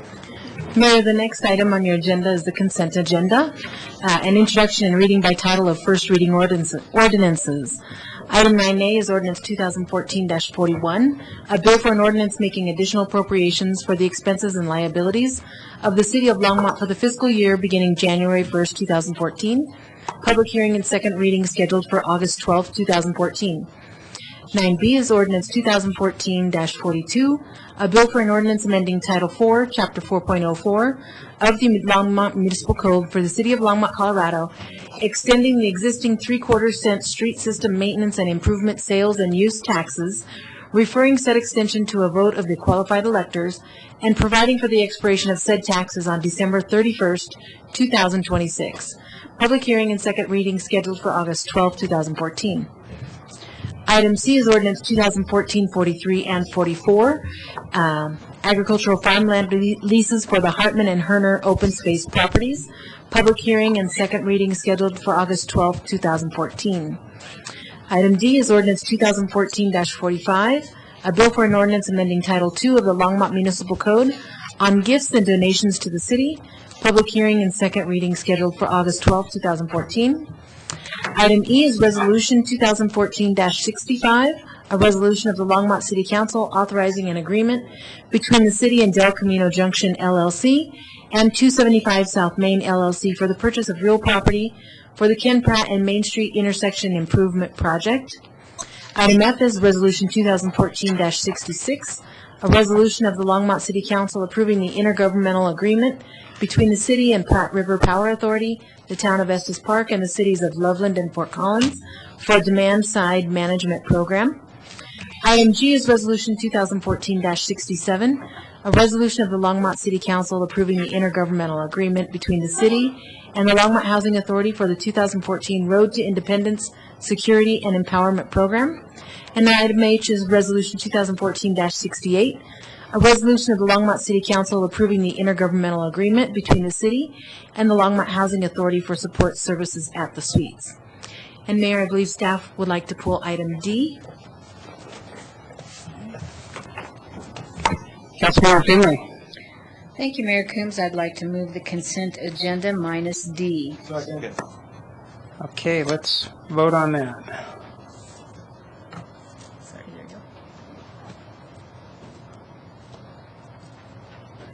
That passes 7-0. Mayor Jeff Friesner will present this item.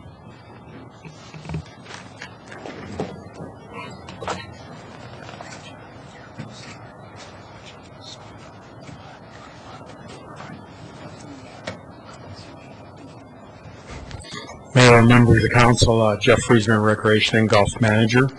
We wanted to just give you a quick overview of the proposed wish list program. For several years, Parks and Recreation staff and then also staff in the Senior Center and Library have been approached by our community about ways to donate or gift to the different divisions. As we started having more of those requests, staff started talking across the city that there was really no formal wish list or gifting program. And so a group of staff, including Kim Sugar, who's here tonight, Judith Anderson from the library is also here, and Michelle Waite from Senior Services, as well as Kay Armstrong and Robin Erickson from Public Safety, and Charles Kamenides from Parks, and then Sue Ellen Dabney and myself from Recreation got together and created the program that we're talking about this evening. The wish list program it offers potential donors an easy way to find things that the city may need, and to be able to go online to make those donations. Rather than creating a separate catalog that is printed and is quickly out of date because of things that may have been donated, the library has found the Dear Reader wish list program, and based on review by staff, we felt that that was the best way to proceed with the program. Again, allowing people to use their credit cards or PayPal to make either partial donations or full donations towards the items that would be included there. In your packet was a couple of examples of the wish list programs that were being done elsewhere within the country. One of the things to make this program work would need to be a change to the ordinance that would allow the city manager or his designated staff to accept gifts up to $10,000. Section 13.8 of the city charter says right now that council is the only ones to do that, and we are requesting that that be changed to include donations again up to that $10,000 mark. We've created policies that would give information to the public as they were interested. We'd encourage publicly and privately funded proposals for gifts and enhancement to the city objectives. Any gift would become the property of the city of Longmont. The city would reserve the right to determine the appropriateness and compatibility of any gift. Once the gift is given, generally the city would retain that item for the life of the asset, but if it was at the end of life or was destroyed by vandalism, there would not necessarily be a guarantee that that item would be replaced. Again, anything over $10,000 would need to come to council. The city staff would manage the purchase and installation of any gift, and the city would develop recognition programs based on the money value of the gift, the impact the gift might have on the program, property, or service, or in the context of the physical site or goals for a particular site. So just a quick overview. I did include in the packet the information that we would use for marketing the program, and then also printed documents for the samples of the wish lists that were done in other locations. So with that, I would answer any questions you might have or any guidance you may have for us. Councilmember Aubrey. I move that we pass D. Okay, it's been moved and seconded. I guess there's no further questions, so let's vote.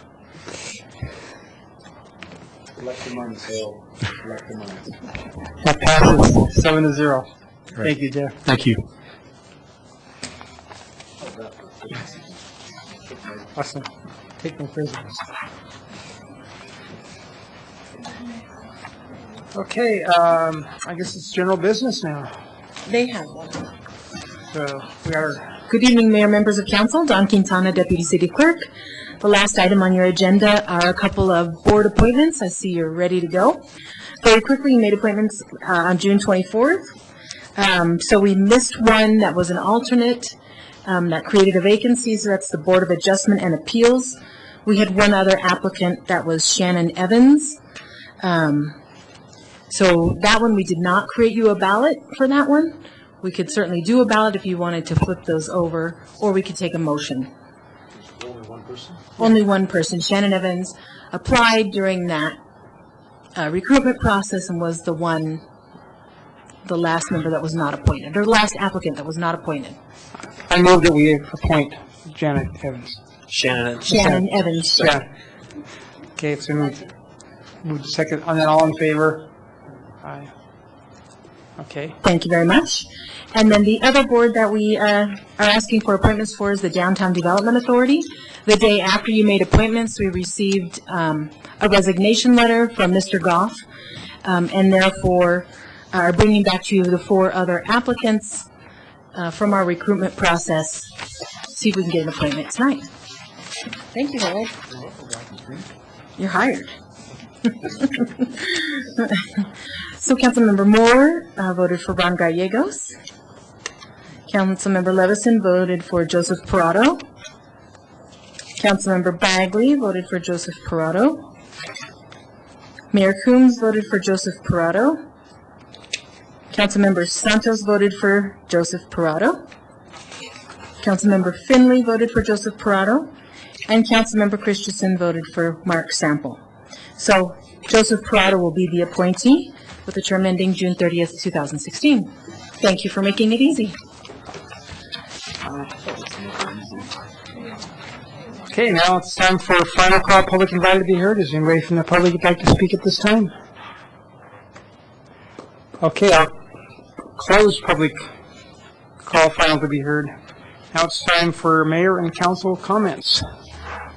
Councilmember Finley. Thank you, Mayor Coombs. I have business of the week this week. I believe I will make our Boulder County Farmers Market the business of the week. It's just awesome this time of year.